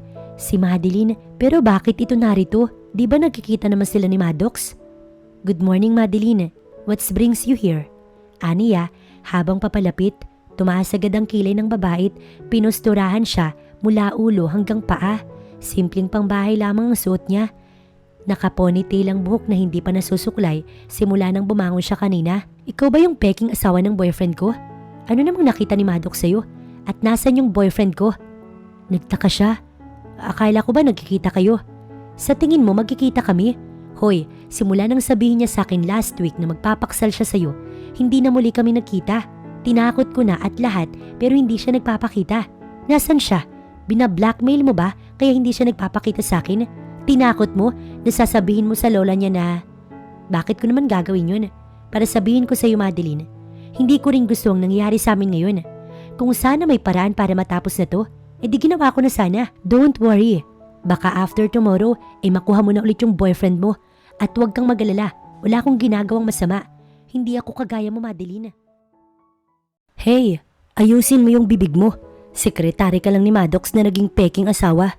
Sinabi ko na nga ba ayoko talagang pumayag sa gusto niya. Pero ipinipilit niyang para daw iyon sa lola niya. Pero mukhang nagkakamali yata ako kung titignan kita ngayon. Napabuntong hininga siya at hindi na sumagot pa. Tatalikod na sana siya nang muli itong magsalita. Hoy, nasan si Maddox? Hiyaw nito sa kanya. May cellphone ka diba? Tawagan mo. Tinatamad niyang sabi. Paano hindi sila nakikita? Kayong araw-araw nawawala si Maddox. Abat, Ma'am, umalis na po kayo. Tinungo niya ang kusina matapos makitang pinigilan ito ni Lloyd na mag-hysterical sa sala. Uuwi muna siya sa kanila. Kailangan niya magpatulong kay Jess para matapos na ito. Ayaw niyang manira ng relasyon. Isa pa, galit sa kanya si Madeline wala naman siyang ginagawa. Mas mabuti sigurong tapusin na nila ito. Bahala na si Maddox kung anong sasabihin niya sa mga grandparents. Basta siya, kailangan na makalis sa gulong to. Iha, totoo ba yung sinabi ng babaeng yun? Nagulat siya at tumingin sa likuran. Oo manang. Pero paanong... Pasensya ka na manang.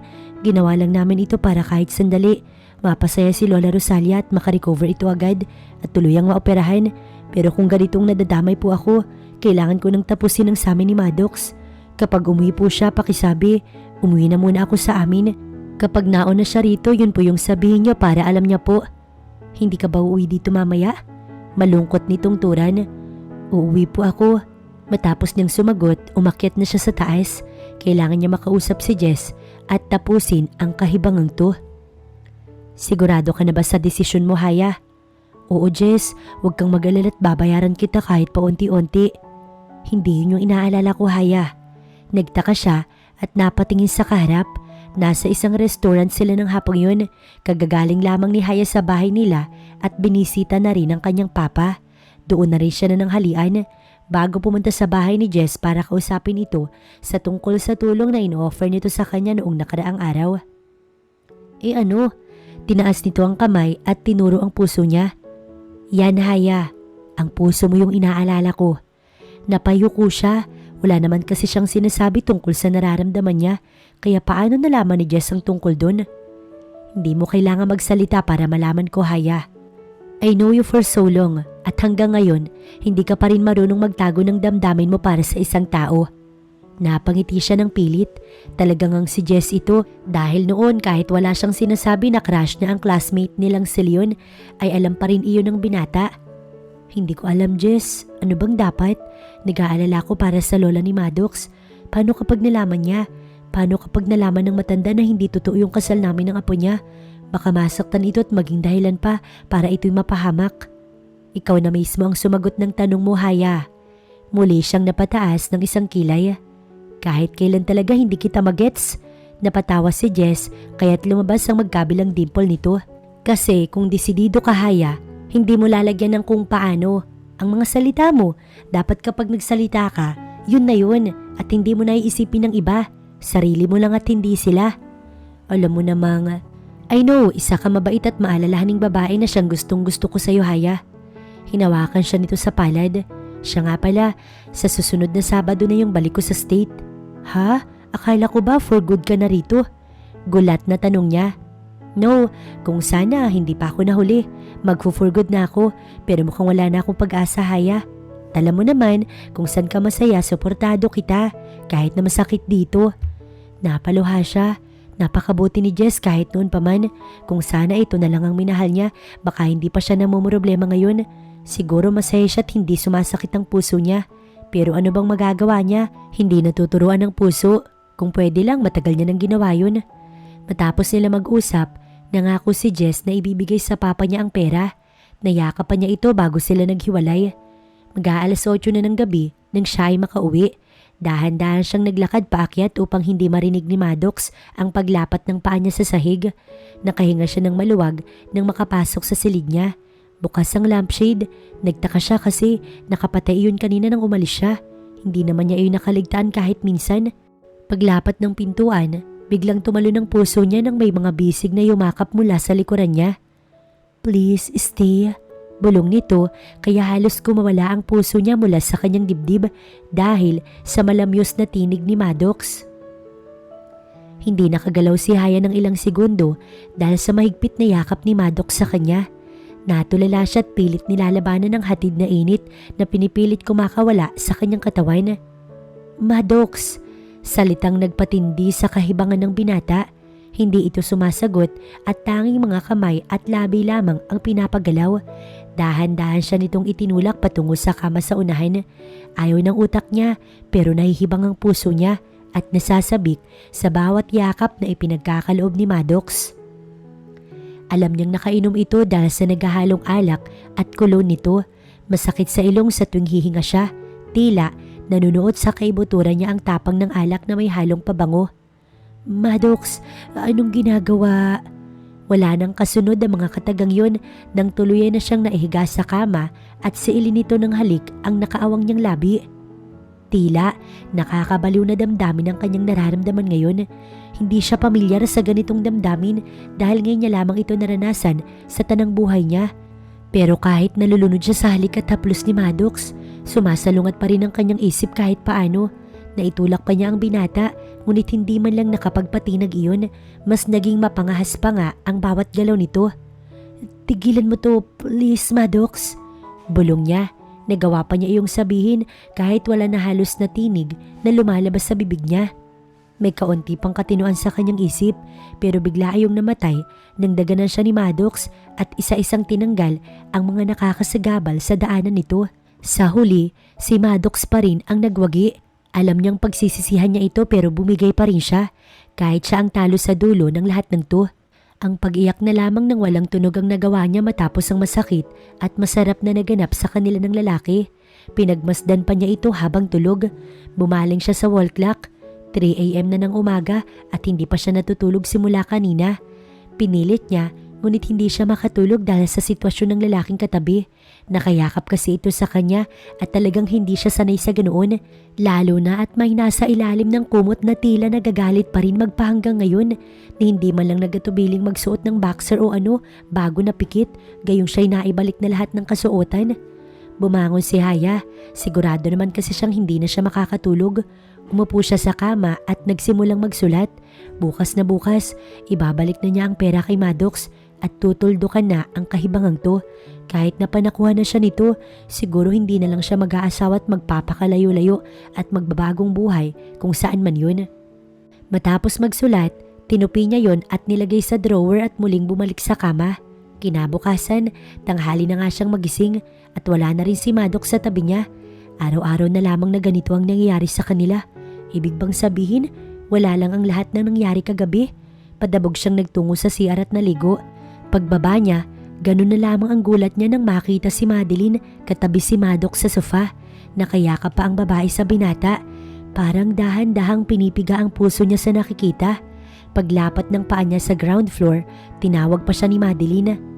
"Hi Haya, good morning. Pwede bang dalhan mo ko ng juice please?" Malandi nitong sabi. Nakatitig lamang sa kanya si Maddox at hindi niya mabasa ang emosyong napaparoon. Hindi na siya papatol dahil hindi siya kagaya ni Madeline, pero nang akmang ihahakbang na sana niya ang mga paa nang bigla namang pumasok mula sa nakabukas na main door si Rosalia na lola ni Maddox. "Iha, magandang umaga." Lumapit siya at nakangiting yumakap sa matanda. Sinulyapan niya ang dalawa sa sofa. Nagdiwang pa ang puso niya nang biglang nahulog si Madeline sa sahig nang mabilis na tumayo si Maddox. "Buti nga, impacta ka," sa loob-loob niya, pero natigil ang ngisi niya nang magsalita ang lolo ni Maddox. "Anong ginagawa ng babaeng yan dito, Maddox?" Maotoridad na tanong nito sa apo. Tila isang bulkang sumabog ang lolo ni Maddox dahil sa babaeng kasama nito. Nagkatinginan silang dalawa ng lalaki, ngunit siya ang unang nagbawi. Hinawakan kasi ni Rosalia ang palad niya at tila humihingi ng paliwanag sa mga naabutan nila ngayon lamang. "Grandma, ako po talaga yung girlfriend ng apo niyo, hindi ang babae na yan." Sabay turo sa kanya. "Hindi ka tinatanong, Madeline. Lumayas ka rito kung ayaw mong makaladkad palabas." Si Rofin ang nagsalita. "Grandpa, please." "Shut up. Alam ko na pineperahan mo lang yung apo namin. Kilalang kilala ko yung mga kauri mo, Madeline. Kung ang ama mo nga'y kayang manabutahit magnakaw sa company ko nun, paano pa sa anak na kagaya mo? At ano pa yung hiya mong bumalik sa apo ko matapos mo siyang lokohin?" Tumingin ang babae kay Maddox. "Honey, help me here." "Lo, I'm sorry pero buntis po si Madeline." Dumagundong ang buong kabahayan sa mga katagang binitiwan ni Maddox, pero kung nagulat ang mga naroon, mas nagulat si Haya. Pinipilit niyang tatagan ng kalooban upang hindi matuloy ang kanyang pagluha. "Ano? Anong klase kang asawa kay Haya, Maddox?" Mabilis na lumapit si Rofin sa apo, ngunit natigil ito nang magsalita si Haya. Hawak ni Rosalia ang palad niya. Bumitaw siya bago nagsalita. Nanginginig ang boses at kamay niya. "Ako po yung unang nagloko, patawad po. Wala pong kasalanan si Maddox sa lahat ng to. Para matapos na to, hayaan niyo na lamang po ako yung umalis para matahimik na ang lahat. Hindi ko po talaga mahal yung apo niyo. Nagpakasal lang ako para perahan siya. Si Madeline ang dapat na..." "Haya, anong sinasabi mo, iha?" Doon lamang sumabat si Rosalia at tumutulo na ang mga luha niya. "Patawarin niyo po ko. Patawad po sa lahat ng mga nagawa ko sa apo niyo." Bago siya tumalikod, tinitigan muna niya si Maddox ng ilang segundo sa huling pagkakataon. "Opo, siya..." "Tumahimik ka, Madeline." Malakas na sabat ni Maddox upang pigilan ang bibig ng babaeng nasa tabi nito. "Patawarin niyo ko." "Haya, iha, sandali lang." Pigil pa sana ni Rosalia. "Hayaan mo na siya," wika ni Rofin. "Maddox, saan ka pupunta? Bumalik ka." Hiyaw ni Madeline upang pigilan ng binata. Patakbong lumabas ng gate si Haya. Sumunod ang binata, ngunit mabilis siyang nakasakay ng taxi palabas ng subdivision. Ang kasalanan ni Maddox at ang pagkukunyari nila, tinapos ni Haya sa isa na namang kasinungalingan upang pagtakpan si Maddox sa lahat ng to. Alam niya na mawawalan ng mana si Maddox sa oras na malaman ng mga grandparents nito ang kalukuhang kasal at ang panluloko nila sa dalawang matanda. Kaya bago pa mawala ang lahat sa lalaki, siya na ang sumalo, maipakita lang na mahal niya ang dating boss. Susundan pa sana ni Maddox ang dalaga, ngunit natigil siya nang makitang nawalan ng malay ang kanyang lola. Hindi niya alam kung anong nangyari, basta ang tanging nasa isip niya, makalayo siya sa lugar na yun. Patuloy sa pagdaloy ang mga luha niya habang panay ang lingon sa likuran. Tila umaasa pa rin kasi ang puso niya na sinundan siya ni Maddox, ngunit hanggang sa makalayo siya, walang Maddox na sumunod. Mas lalo pa siyang napaluha at humagulgol. "Miss, ayos ka lang ba?" tanong ng taxi driver. Nagpuna siya ng luha bago sumagot. "Opo kuya, ayos lang ho. Dito na lang po ako." Aniya nang makita ang park sa unahan. Mabuti na lang at may dala siyang pera sa bulsa niya. Yun nga lang, 100 lamang iyon. "Ayos lang, basta tumigil ka na sa pag-iyak." Ngumiti siya at inabot ang 100 sa driver. Nagpasalamat pa siya bago tumalikod. Nakita na lamang niya ang sarili sa isang duyan doon, nakaupo habang patuloy sa pag-agos sa mga luha niya. Parang hindi maubos-ubos sa mga luha niya dahil kanina pa hindi man lang ito humihinto. "Haya?" Otomatikong nag-angat ang ulo niya nang marinig ang pagtawag ng isang pamilyar na tinig. "Jess?" Bulong niya at muling umagos sa mga luha niya. Tumayo siya at tumingin sa binata. "Anong nangyari sa'yo? Ikaw pala..." "Jess," aniya at mahigpit na napayakap sa lalaki. Humagulgol na naman siya, kaya hindi na nagsalita ang lalaki at niyakap na lamang siya pabalik. Nagulat man, pero mas pinili nitong manahimik. "Minsan, hindi mo kailangan magsalita. Yakap lamang ay makakatulong na para mapawi ang sakit sa puso ng isang tao." At yun ang ginagawa ni Jeston ng mga sandaling yun. Patuloy lamang na hinahagod ng binata ang buhok niya at tahimik na nakikinig sa pag-iyak ng dalaga.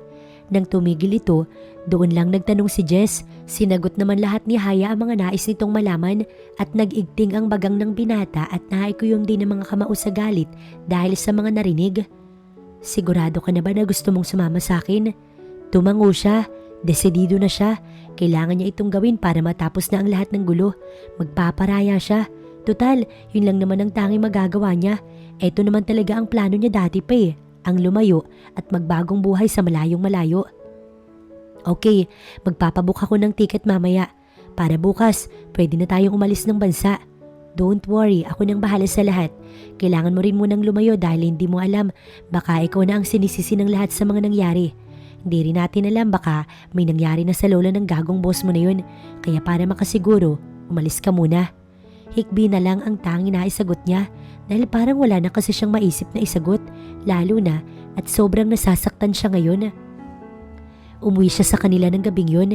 Inihatid siya ni Jess at tinulungan na rin siya nitong magpaliwanag sa ama niya.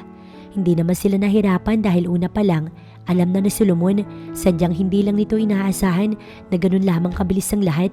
Pumayag din ang ama niya na pansamantalang mali siya para naman makapagpahinga ang puso niya sa lahat ng gulong to. Nangako naman si Haya na uuwi kapag natanggap niya na ang lahat. Dinala niya ang lahat ng mga papeles, baka doon makahanap siya ng trabaho. Wala namang problema dahil may passport siya at kumpleto siya sa papeles. Isa pa, American citizen siya dahil doon siya pinanganak ng mama niya bago sila umuwi ng Pilipinas para mag for good. 4 a.m. ang kinuhang ticket ni Jess para makasigurado silang hindi na siya mahabol ni Maddox. Kung hahabol nga ba? Hindi na siya nagpatid sa ama niya sa airport dahil kasama naman niya ang kaibigan na nakaalalay sa kanya anumang oras. "Huwag kang mag-alala, Haya, hindi kita pababayaan doon." Anito habang hinihintay ang paglipad ng eroplano. "Tito, nasan po si..." "Pasensya na Maddox, wala na yung anak kong si Haya, ang hinahanap mo." "Please po Tito, I need to talk to her." "Maddox, hayaan mo na siya. Maging masaya ka na lang sa pinili mo. Sinaktan mo si Haya. Sinabi ko sa iyo noon, bago ang lahat ng to, na wag mo siyang sasaktan. Pero ginawa mo pa rin. Kaya please, bago pa maubos yung pasensya ko at mawalan ako ng timpi sa katawan, pwede bang umalis ka na? Napakabait ng anak ko Maddox, kaya bakit? Bakit mo siya sinaktan?" Napayuko si Maddox. Maging siya hindi rin alam kung paano yun sasagutin dahil maging siya, wala ring naisip na maisagot sa tanong nito. Nahuli siya. Nahuli na siya. "This is all your fault, Maddox. Gago ka kasi, napakagago mo." Aniya habang patuloy na hinahampas ang manibela ng kanyang sasakyan. Magsisimanay huli na, tapos na, wala na si Haya sa kanya at ang masaklap pa rito, inako ng dalaga ang lahat para sa kanya. Haya, bulong na lamang habang umaagos ang mga luha sa mata niya. Are you okay? Yumuko si Jess para tignan si Haya. Nakaupo ito habang nakayuko. I'm fine, salamat. Medyo sumakit lang yung tiyan ko. Hinimas iyon ni Jeston at ngumiti. Baby, huwag mo sanang pahihirapan si Mami ha. Behave ka muna. Hindi pa oras para lumabas ka. 8 buwan ang mabilis na lumipas. Ngunit hanggang ngayon, sariwa pa rin sa puso ni Haya ang lahat ng nangyari. Pero sa tulong ni Jess, unti-unti niyang kinakaya ang lahat. Nung unang dating niya dito sa abroad, naisip niya na ang mga gagawin at kung anong uunahin. Ngunit nang mag-a-apply na sana siya ng trabaho 1 week after nilang narito, nakaramdam agad siya ng kakaiba sa katawan. Hinintay niya ang buwan ng dalaw upang makasigurado, ngunit hindi dumating. Doon na siya nag-alala at napaiyak dahil mukhang kahit hindi siya bumili ng pitikit, alam na niyang buntis siya, lalo na at kung ano-anong out of this world na pagkain ang hinahanap ng kanyang sikmura.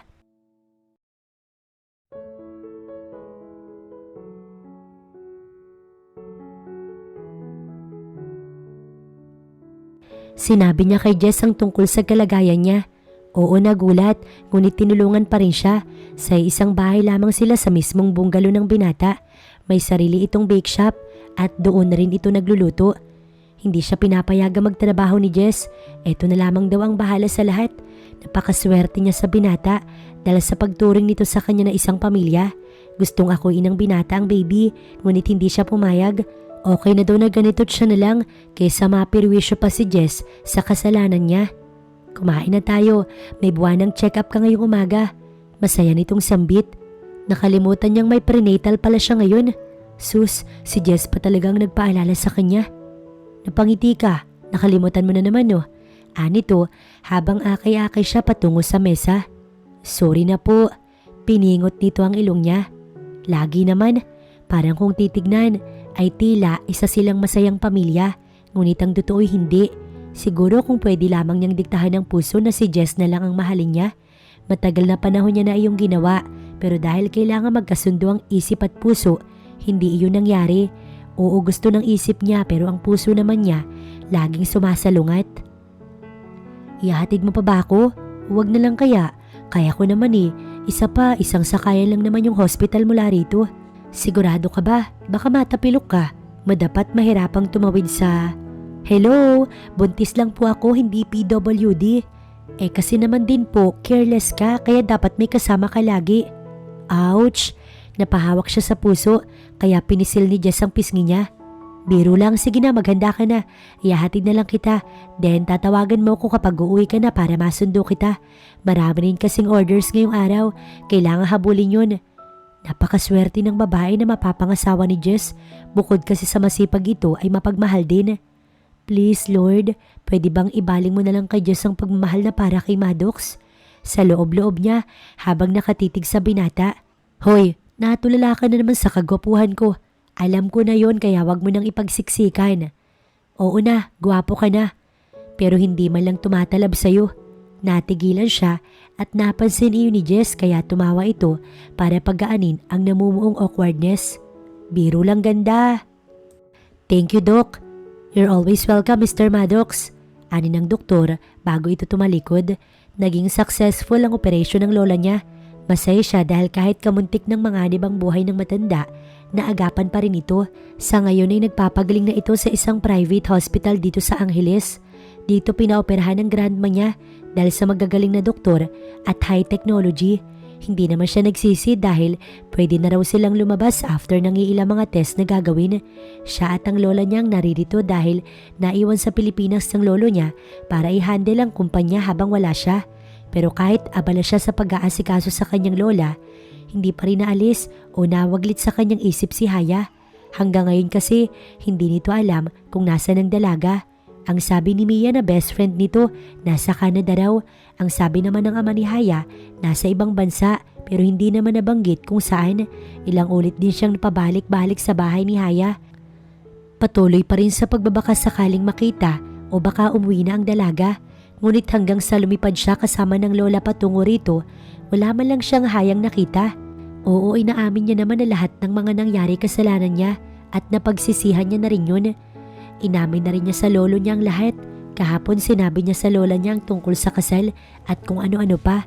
Oo, nasampal siya. Deserve naman niya yun.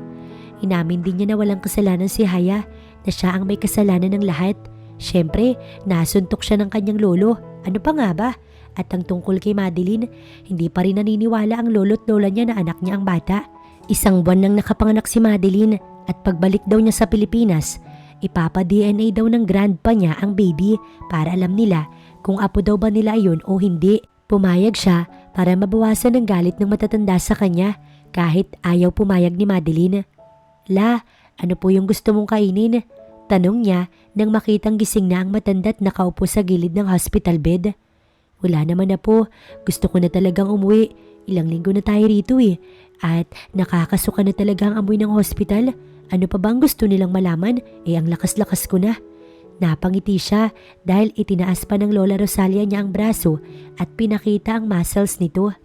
Uuwi rin tayo la, maghintay pa tayo ng konting oras.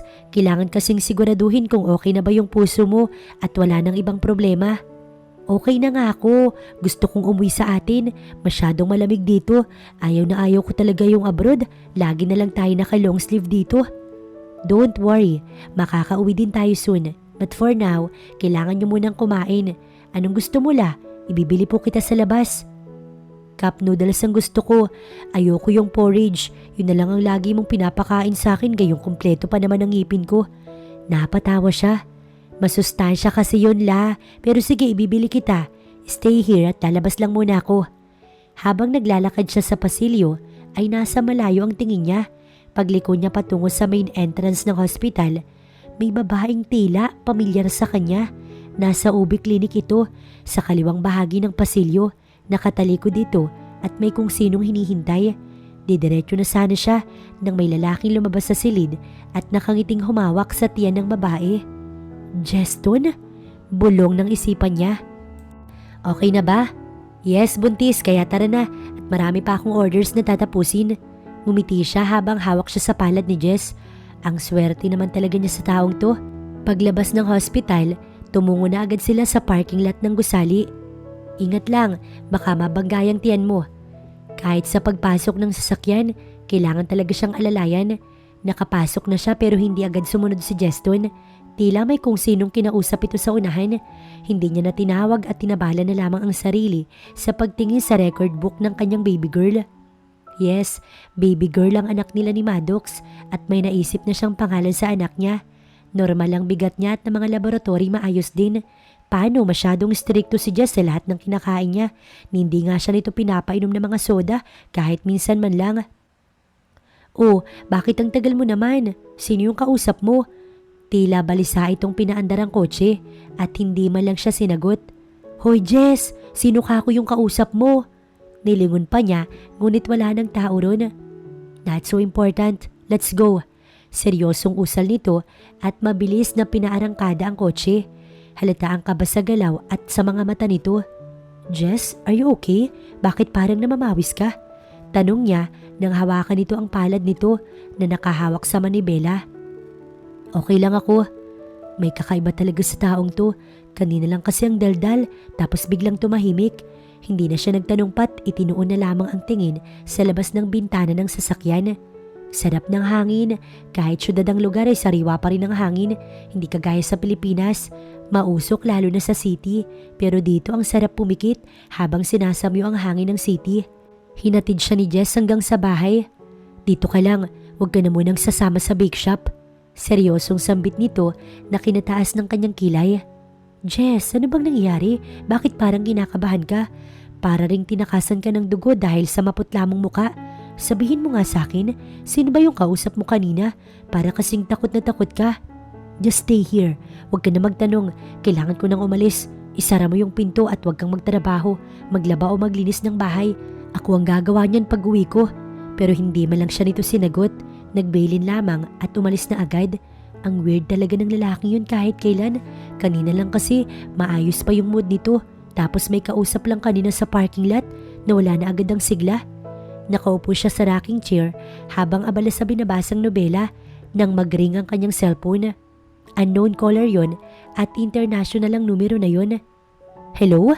Bungad na sagot niya. Ma'am, is this Haya Faustino? Babae ang nasa kabilang linya. Nagtaka nga siya. Yes, ako nga. Why? Pasensya na ho. Sa hospital ito. Nasa hospital po yung ama ninyo. Wala kaming ibang makontak kaya... Bakit? Anong nangyari sa papa ko? Nanginginig na kanyang turan. Inatake po siya ng high blood, ma'am. Namumutla siya at hindi sadyang naihulog ang cellphone sa lapag. Naririnig pa niya ang sinasabi sa kabilang linya. Ngunit wala sa katinoang nakatitig lamang siya sa kawalan. Uuwi siya. Kailangan siya ng ama niya. Yes la, bukas na. Masyado niyo kasi kung minamadali. Good. Ayoko na dito, iho. Mas pipiliin ko pa rin sa Pilipinas magpagaling kaysa dito sa lugar na to. Masyado akong magkakasakit sa klima ng bansang to. Ay no la, kaya nga nagpabook na ako ng ticket. Naayos ko na rin lahat ng mga gamit natin. Kaya kumain na po tayo dahil lumalamig na ang pagkain sa mesa. Kaninang umaga pa sila na discharge at bukas nga yung uwi nila dahil yun talaga ang gusto ng lola niya. Si Jeston nga talagang nakita niya kanina. Yun nga lang ay mag-isa lang daw ito ayon sa sabi ng lalaki at ang sabi din ay hindi daw nito nakikita si Haya. Sana nga lang ay hindi dahil kung sakali nagsisinungaling ito baka hindi niya matansya ang lalaki. Tinanong pa niya kung may nakita ba itong babaeng buntis kanina o kung kasama ba nito ang babae. Hindi raw, kaya hindi na siya namilit. Baka namamalikmata lamang siya, kaya kung sino-sino na lang ang napagkakamalan niyang si Haya. Namimiss na nga talaga niya ang dalaga. Sa pagbabalik niya talaga, susuyurin niya yung buong Pilipinas. Makita niya lamang si Haya. Hindi na Jess, kaya ko na. Isa pa, lilipad naman at hindi maglalakad. No, hindi ka uuwi ng mag-isa Haya, sasamahan kita. Jeston, ayoko na makabala sa'yo. Isa pa may negosyo ka. Matitenga yan kapag umuwi ka. Please, hayaan mo na ako. Promise mag-iingat naman ako. Napabuntong hininga si Jess dahil sa tigas ng ulo nito. Tila nag-isip ito sandali at muling nagsalita ng makapagdesisyon. No, wala kang kasama doon. Sasamahan kita pa uwi. Hayaan mo na yung bake shop. Nandito naman si Mandy para ayusin ang lahat. Si Mandy ay isa sa mga tauhan nito at personal assistant na rin. Sa tuwing wala siya, si Mandy ang gumagawa ng lahat at nagmamanage ng bake shop. Fine, ano pa ba yung pwede kong isukli sa pagiging all around mo sa akin ha? Maging sa pag-iimpake ito ang gumagawa. Hiyang-hiya na siya, parang sobrang-sobra na ito pero hindi naman niya magawang awatin. Mahalin mo ko pabalik, pwede ba? Agad siyang naistatwa habang nakaupo sa kama. Nasa harap lang niya si Jess habang nag-aayos ng mga dadalhin nila bukas. Pero kahit ano pang gawin nito, wala man lang siyang nararamdaman ni katiting na spark o kuryenteng dadaloy sa buo niyang katawan o ang makaramdam ng kilig. Minsan, napatanong din siya sa Panginoon, bakit napaka-unfair nito? Bakit hindi na lang si Jess at wag na si Maddox? Pero walang sagot dahil ang puso lamang niya ang makakapagdikta ng dapat niyang mahalin at ang sigaw nun at tanging tinitibok nun ay tanging si Maddox lamang. Joke lang, eto naman. Napatawa si Jess. Alam niyang nasasaktan niya ito nang hindi niya sinasadya. Pero patuloy pa rin ito sa pag-aalaga sa kanya. Umiti siya ng pilit at niyakap si Jess. Nagulat ang binata sa ginawa niyang yun. Thank you for everything, Jess. Bulong niya rito. Sus, nag-iinarte ka na naman dyan. Anito at pinalo ng mahina ang braso niya. Naglalambing lang eh. Sagot niya bago tumayo para lumabas at tuminom ng tubig. Hindi niya naabutan ng pagtulo ng luha ni Jess habang nakangiti. Alam kasi ng binata na hindi rin magtatagal ang lahat ng to. Ano mang gawin niya, alam niyang magtatagpo pa rin silang dalawa. Kahapon si Maddox ang kausap niya. Ayaw lang niyang ipaalam kay Haya. Natatakot siya pero ano bang magagawa niya? Ginawa na ni Jess ang lahat pero siguro panahon na rin para magparaya ng tuluyan. Wala siyang pagsisisihan kung sakali man dahil naipakita at naipadama naman niya ang pagmamahal na nararapat para kay Haya. Hangad niya noon pa yung kasiyahan nito. Kahit masaktan siya ay ayos lang yun basta alam niya na masaya si Haya sa tunay nitong minamahal.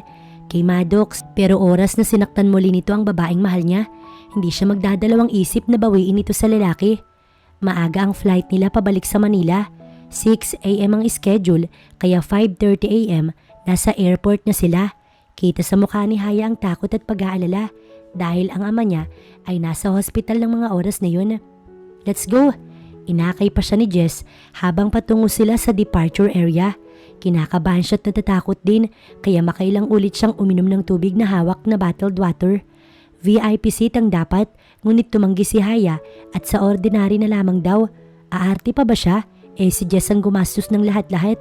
Buti na lamang at hindi sila sa VIP dahil kung sakaling doon sila napunta, di magkikita sana sila ni Maddox.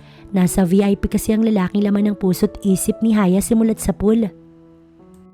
Jess! Tawag niya kay Jesto na tumigil sa paghakbang. Papalabas na sana sila sa Terminal 1 nang bigla na lamang siyang tumigil sa paglalakad. Why? What happened? Agad din namang huminto si Jess at inilapag ang dalang mga maleta. Maraming mga pasahero ang nakakasabay nila paglabas ng airport kaya gumilid sila saglit pero nabigla si Jess sa nakita. Dinudugo ka. Kinakabahan itong sambit. Stay there. Sandali lang at tatawag ako ng taxi. At mabilis na humanap ng masasakyan. Saglit nitong iniwan si Haya, ngunit maya't maya din naman kung lingunin nito.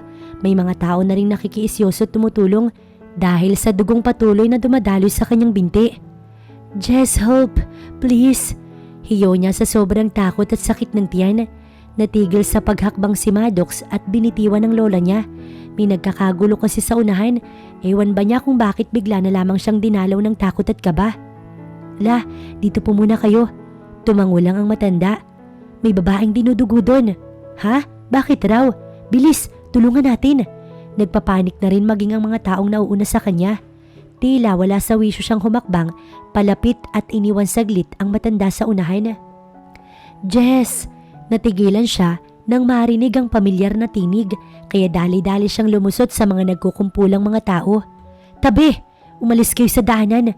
Umalis na kayo. Dumating na rin ang mga first aid team at may mga dala silang gamit para sa emergency na dadaluhan. Muling nagsalita ang babae at saktong nakalapit siya. Nanlaki ang mga mata niya habang nakatitig sa dalagang dinudugo. Haya, aniya at mabilis na binuhat ng babae kahit na may mga tumutulong na sana. Sir, saan? Ako nang bahala sa kanya. Aniya, nataranta namang lumapit si Jess. Maddox, ako na. Sabi pa nito, ngunit hindi man lang niya iyon pinansin. Ibang makikita sa mukha niya, kundi ang determinasyon na madala sa ospital ang nangihinang si Haya. Nakatitig lamang ito sa kanya nang ilagay niya sa backseat ng kotse.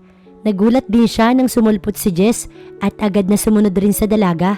Mabuti na lamang at may kotse siyang dinala ng driver niya kanina. Sakto din kalalabas lang niya ng terminal nang makita ang driver na nasa tabi ng sasakyan kaya hindi na siya nagdalawang isip. Ikaw munang bahala kay Lola. Nasa loob siya. Bilin pa niya habang pasakay sa driver seat. Ayaw man niya na naroon si Jess, ngunit wala ng oras para mag-away pa sila. Jess, ang baby ko. Shh, huwag ka na magsalita, malapit din tayo sa ospital. Sobrang sakit para sa kanya ang dulot ng hikbi na iyon ni Haya habang patuloy na kinakausap ni Jess. Sana siya na lang ang nasa tabi ng babae. Sana siya ang nakikipag-usap rito at nagpapalakas ng loob nito. Ngunit wala siyang magagawa kundi ang mag-drive na lamang at makontento sa pagtitig sa front mirror kung saan makikita ang babaeng nakasandig sa lalaki ang likuran. Kaya mo yan, nandito lang ako, huwag kang bibitaw. Huwag mong bibitiwan ng anak mo, okay? Please, Haya, lumaban ka lang, konting tiis na lang. Wala man lang lumalabas na salita sa bibig niya. Nahihiya siya sa sarili sa lahat ng mga ginawa niya sa babae. Tila biglang bumalik lahat dahil sa nakikitang paghihirap sa mukha nito. Ako na, Maddox. Maotoridad na sambit nito nang akmang lalapitan niya si Haya. Sumunod na lamang siya sa lalaking may buhat sa buntis na babae. Help! Please! Dinudugo siya! Please! Tulong! Sigaw ni Jess habang papasok sa loob ng hospital. Mabilis namang rumisponde ang mga nurse at nagdala sila ng stretcher. Kabang-kaba siya habang nasa tabi nun at nakasunod. Nasa kabilang gilid si Jess habang hawak ang kamay ni Haya. Sobra siyang nasasaktan sa nakikita pero wala siyang magagawa sa ngayon dahil hindi ito ang oras para magkagulo. Sir, kami na pong bahala sa asawa niyo. Ani ng doktor na papasok ng operating room. Sumikdo ang puso niya habang nakatitig kay Haya na ipinapasok sa silid na yun. Maddox, nais sa tinig pa ng babae. Pilit man niyang habulin, ngunit sumara na ang pintuan. Wala siyang nagawa kundi ang mapatulala na lamang sa nakasarang pintuan ng operating room. Hayop ka! Ngunit lilingon na sana siya kay Jess nang ambahan siya nito ng malakas na suntok. Ano bang nakalimutan mo? Kasalanan mo tong lahat, Maddox. Kung hindi ka gago, hindi sana magiging ganito yung lahat. Ngayon, sisihin mo yung sarili mo kapag may nangyaring masama sa mag-ina mo. Dumagundong sa buong pasilyo ang tinig at mga salitang binitiwan ni Jess. Nanlalaki ang mga mata niya at natigilan dahil sa mga narinig buhat sa lalaking sumapak sa kanya. Mag-ina ko? Bulong na lamang habang pinipilit na tumayo mula sa pagtilapon dahil sa suntok ni Jeston. Haya, sambit ni Maddox sa pangalan niya. Natigagal na lamang siya sa kinahihigaan habang may nakasabit na dextrose sa kaliwang pulso at isang bag na dugo sa kaliwang pulsuhan. Kakakuha lamang ng oxygen niya nang magising siya. Mahina pa rin siya hanggang ngayon. Hindi pa rin kasi nababawi ni Haya ang nawalang lakas sa panganganak.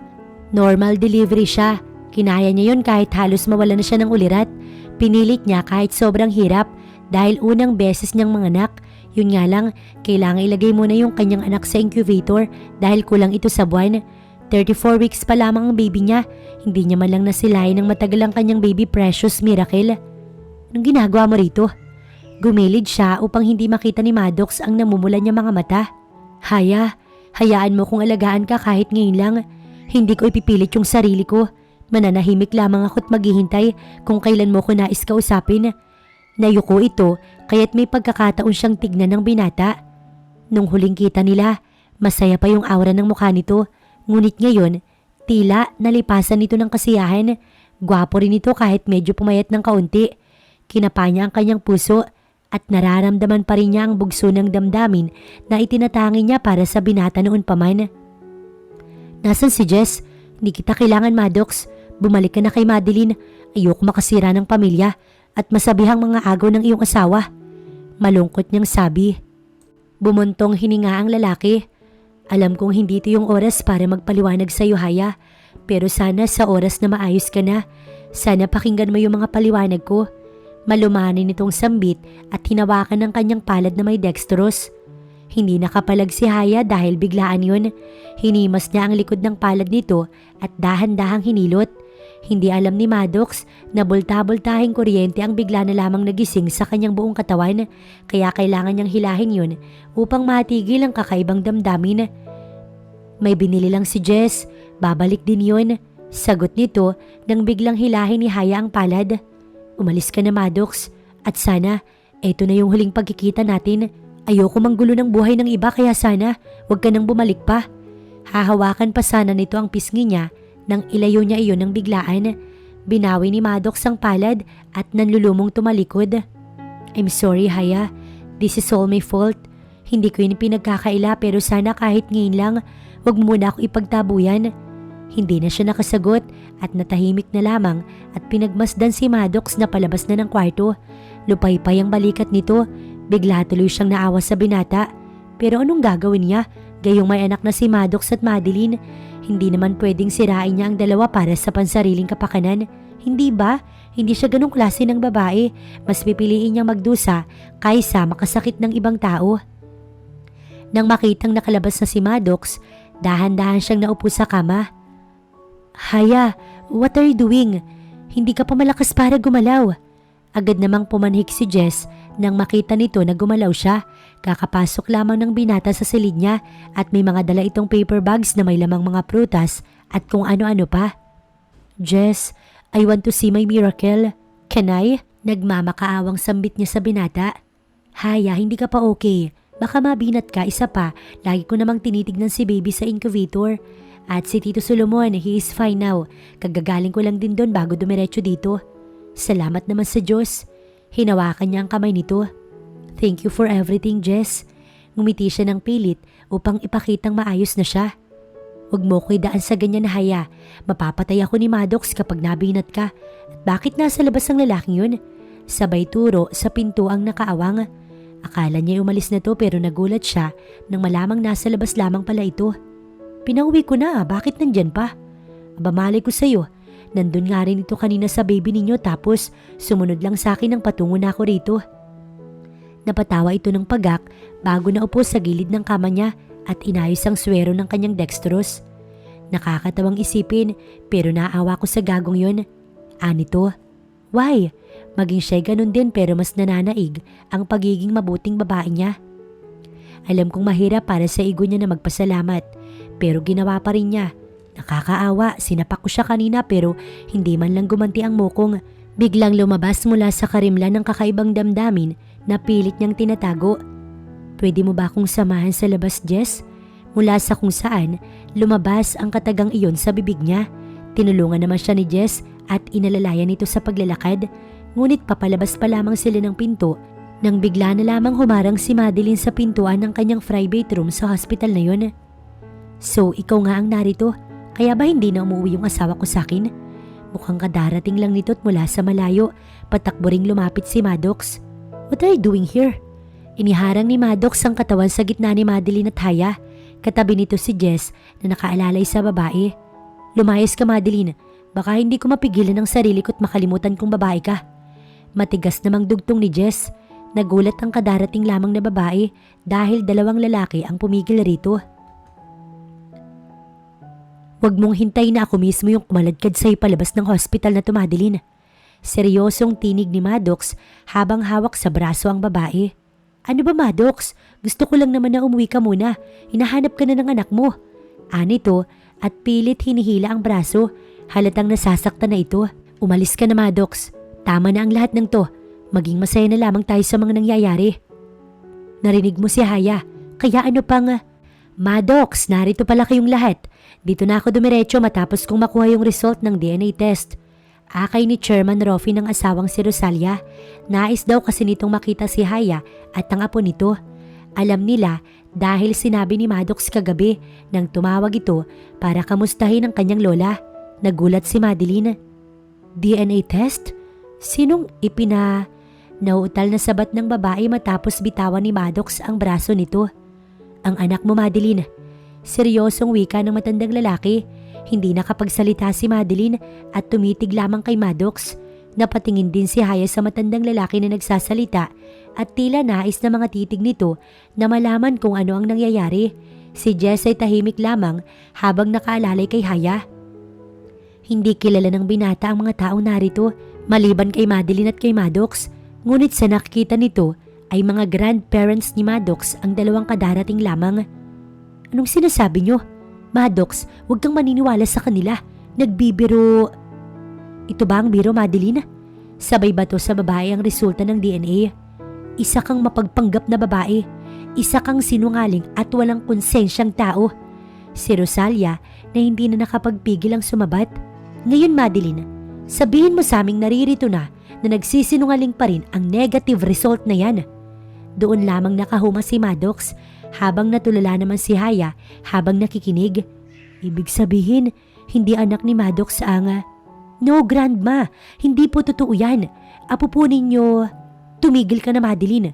Huwag ka nang magsinungaling pa dahil alam na namin ang totoo. Oo nga at naloko mo kami ng ilang buwan. Ngunit sa pagkakataong to, malinaw na isa kang malokong sinungaling. Maddox, hindi ka naman naniniwala sa kanila, hindi ba? Mahal mo naman ako, di ba? Nagmamahalan tayo tapos... Umalis ka na, Madeline. Huwag mong hintay na makasakit pa ako. Naghihiigting ang bagang nawika ni Maddox. Please, Maddox, maniwala ka. Alis! Bulyaw nito kaya napaatras si Madeline. Halos hindi pa rin makapaniwala si Haya sa mga nalaman at ang eksena nila sa gitna ng pasilyo ay parang isang drama sa TV. Agad na tumalikod si Madeline habang umiiyak. Wala nang nagawa ang babae dahil lantad na ang ebidensya. Hindi kaso nito akalain na maiisahan siya ng chairman. Sa bagay, hindi ito aangat sa pinakarurok ng tagumpay kung hindi ito mautak na klase ng matanda. Matapos na mga nangyaring yun, masayang pinagmasdan ni Rosalia at Rofin ang tunay nilang apo habang natutulog sa loob ng incubator. Napakaganda ng bata at manang-mana ito sa ina. Ilang linggo ang itinagal nila ron at sa bawat paglipas ng mga araw, nagiging maayos na ang baby, maging ang ama ni Haya ay nakalabas na rin. Nagpapalit-palit si Solomon at Jess sa pagbabantay kay Haya sa ospital, habang si Maddox kontento na lamang sa pagmamasid mula sa malayo. Naroon lang ito habang tahimik na nakatitig. Ilang araw na rin at sa bawat araw na ginagawa yun ni Maddox ay tila nagiging malambot na siya. Sa totoo lang, wala na rin naman dapat siyang ikatakot at isipin pa. dahil wala itong ibang anak maliban sa baby niya. Kung tutuusin, nabiktima rin ito. Ang nais lamang niyang malaman ay kung bakit ito nagpaloko sa babaeng gayong hindi naman ito ugali ang maging utu-uto. Lumabas ang papa niya kaya siya na lamang ang natira sa silid habang si Maddox ay nakaupo sa sofa at tahimik na nagmamasid. Grabe ang pagtitimpi nito at napahanga siya ng todo. Siguro iniisip ni Maddox na baka makasama kung kukulitin siya nito. Do you need anything? Nang tumayo siya, agad rin itong sumunod at lumapit sa dalaga. Ayos lang ako. Mahina niyang sambit. Nag-aalangan niyang sabi. May gusto ka ba? Sabihin mo lang at ibibili kita sa... No, hindi yun Maddox. Gusto sana kitang... Inakay siya nito at pinaupo sa kama. Kumuha ito ng upuan at naupo sa harapan ng babae. Bakit nagpaloko ka? Hindi mo iyon ugali, di ba? Unang tanong niya, napayuko ito at nagsimulang magsalita. Haya, ang totoo, nahihiya ako sa sarili ko dahil ako mismo ang nagsabi sa iyo noon na no love attached pero binabalo mo ko sa araw-araw. Hindi ako halos makapag-isip ng tama sa tuwing nasa paligid ka. Hindi ko magawa ang mga dapat kong gawin sa tuwing nasa harapan kita. Natakot ako na baka maisip mo na itigil na ang lahat. At oo nga, nalaman ko yun nang umalis ka ng bahay at ikwento sa akin ni Manang Rosa ang lahat. Hindi ako papayag, hindi kita pakakawalan. Ngayon pa bang kasal na tayo? Tinaas nito ang ulo at tumingin sa kanya. Totoo yung kasal at hindi yun gawa-gawa lamang. Sino bang tanga ang nanaising magkaroon ng peking kasal sa kagaya mo? I'm sorry, nawalan ako ng lakas ng loob na aminin sa iyo yun dahil baka tawanan mo lang ako. Pinipigilan ko yung sarili ko. Araw at gabi umuwi ako ng hating gabi at aalis ng maaga pa dahil baka hindi ko mapigilan ang sarili ko at maangkin kita. Pinilit ko Haya. Binalikan ko si Madeline para ipakita sa iyong hindi naman talaga ako nahihibang sa iyo. Pero sa bawat oras na kasama ko yung ibang babae, para ako nababalo sa kakaisip na sana ikaw na lang yun. Napaluha ito, agad namang itinaas niya Haya ang palad at pinunasan yun. Nagulat din ako na buntis si Madeline kahit noon pa man gumagamit ako ng para siguraduhin kong hindi siya mabubuntis. Bigla niya itong nasampal kaya nagulat talaga si Maddox. Ang landi mo pala no? Napahimas na lamang ito ng pisngi at napabusangot. Noon yun ang hindi pa kita gusto, hindi na ngayon o simula nang makasal tayo. I'm sorry, inako ko dahil nagbanta si Madeline na iinuman ng gamot para mamatay na ito kasama ng bata. Hindi ako ganun kagago para hayaan na mangyari yun Haya. Hindi ko alam kung anong sasabihin ko nang tumambad ang lola at lolo ko sa bahay ng araw na yun. Isa lang talagang nasa isip ko, ayokong may mamatay dahil sa akin. Pero naisip ko na kapag nalaman ko kung sino yung ama ng bata, ako na mismo yung magsasabi sa lalaki para ito na yung umako ng responsibilidad. Ngunit naiba yung plano nang bigla kang umalis. Hindi ko alam, manhid mang maituturing, ngunit hindi ko napansin agad na... Manhid ka nga, aniya rito. Please, I'm sorry, handa akong maghintay kahit gaano katagal, mapatawad mo lang. Haya, patawarin mo na, mukhang nagsisisi naman pero sabihin mo lang kapag nagkamali ulit, ako na ang tutubos. Napalingon sila ng sabay sa lalaki nagsalita mula sa likuran kung saan ang pintuan. Nakangiti si Jess habang nakasandig sa pader. Mukhang hindi nila napansin ang presensya nito at mukhang kanina pa ito naroon. Napangisi si Maddox. Kung wala lang akong utang na loob sa'yo, ewan ko lang. Bumaling ito sa lalaki. O tapos, ngunit agad ring bumalik kay Haya ang mga mata nang ito ay magsalita. Sige, lalabasin ko lang si Miracle. Pag-usapan niyo na yung lahat para matapos na to. Nakakapagod kayo. Biro ni Jess sa tumalikod. Hindi nila napansin na nagpahid ito ng luha matapos isara ang pintuan. Masaya na ako para sa iyo, Haya ko. Sa loob-loob nito. Ilang araw pa ang tinagal nila sa hospital at hanggang sa makalabas si Miracle ay naroon lang si Maddox. Nakabalik na sa state si Jess nang gabing magkaayos silang dalawa ni Maddox. Hindi na ito nagpaalam para hindi na magulo ang lahat. Nag-iwan na lamang ito ng note para kay Haya. Napaluha siya habang binabasa yun habang nakaupo sa veranda. Napakalaki ng utang na loob niya kay Jess. Hiling lamang niya ngayon ay maging masaya si Jess at makahanap ito ng babae na magmamahal sa kaibigan ng habang buhay. Napabuntong hininga siya at pumikit. Napakasarap ng buhay. Huwag lang magkulong sa takot at pangamba. Sa galit at inggit. Huwag kang magtanim ng galit sa kapwa. At kung nagkasala, patawarin mo, kaya pang idaan sa pagpapatawad. Laging tumingin sa mga magagandang bagay na nagawa sa'yo at huwag sa mga naging kasalanan niya sa'yo. Mas magiging masaya ka kapag nagpapatawad. At syempre, maging totoo ka sa sarili. Kung yun ang nararamdaman mo, ilabas mo. Dahil baka sumabog ka dahil sa pagpipigil ng iyong nararamdaman. Tumayo siya dahil narinig niya ang iyak ni Miracle. Ngunit nang pumasok siya sa kwarto, tumahimik na ito dahil pinadidede ni Maddox. Ngumiti siya habang papalapit. Ang ganda naman ng asawa ko. Bulong nito nang tumabi siya sa kama. Inayos ni Maddox ang battle ng baby bago yumakap kay Haya. Ay sus, may binabalak ka lang eh. Aniya sa mahinang tinig. Hindi muna, babawian kita kapag isang buwan na si baby. Anito habang iginagalaw ang kamay patungo sa dibdib niya at ang labi nito ay nasa leeg niya. Thank you, bulong nito at tumigil sa ginagawa. Sa lahat-lahat, pasalamat ka, mahal kita. Alam ko. Bakit? Baka kasi mapahiya ka. Bulong nito kaya't sa gigil nakurot niya si Maddox sa hita. Ouch! Ngumingiwi ito ng walang boses. Pigil na pigil dahil baka magising ang baby. I love you. Nababaliw na naman ako sa'yo. Sabi nito at pinugpog siya ng halik. Wala siyang nagawa kundi ang magpaubaya. Ano pa bang mahihiling niya? Ayaw niya na nang magalit o tumakas man lang. Kasi naman, alam niyang wala namang kasalanan si Maddox. Mas mabuti pa rin talaga ang magpatawad at tanggapin ang mga pagkakamali kung meron man. Ang papa niya ay nasa bahay nila. Nasa guest room ito. Ayaw niyang pauwiin dahil alam niyang hindi ito magpapahinga at magtatrabaho pa rin. Mas mabuti dito, maaalagaan niya. Nag-iisa na lamang ang papa niya kaya dapat alagaan. Okay na rin siguro si Madeline dahil simula ang pangyayari sa hospital, parang bula itong naglaho at ayon sa mga nakakakilala, umalis na daw patungong Canada, dala ang anak nito. Iniisip niya kung sino nga ba talaga yung ama ng anak nito.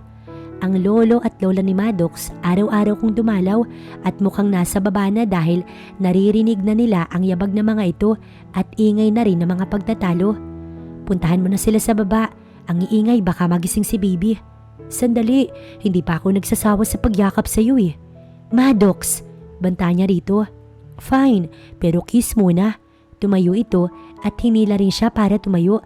Agad niyang hinalikan ng lalaki, ngunit tila hindi ito nakontento at muling siniilang labi niya nang akmang makakawala siya. I love you, sweetie, bulong ni Maddox. Mahal din kita, asawa ko. Ngiting sambit naman niya rito.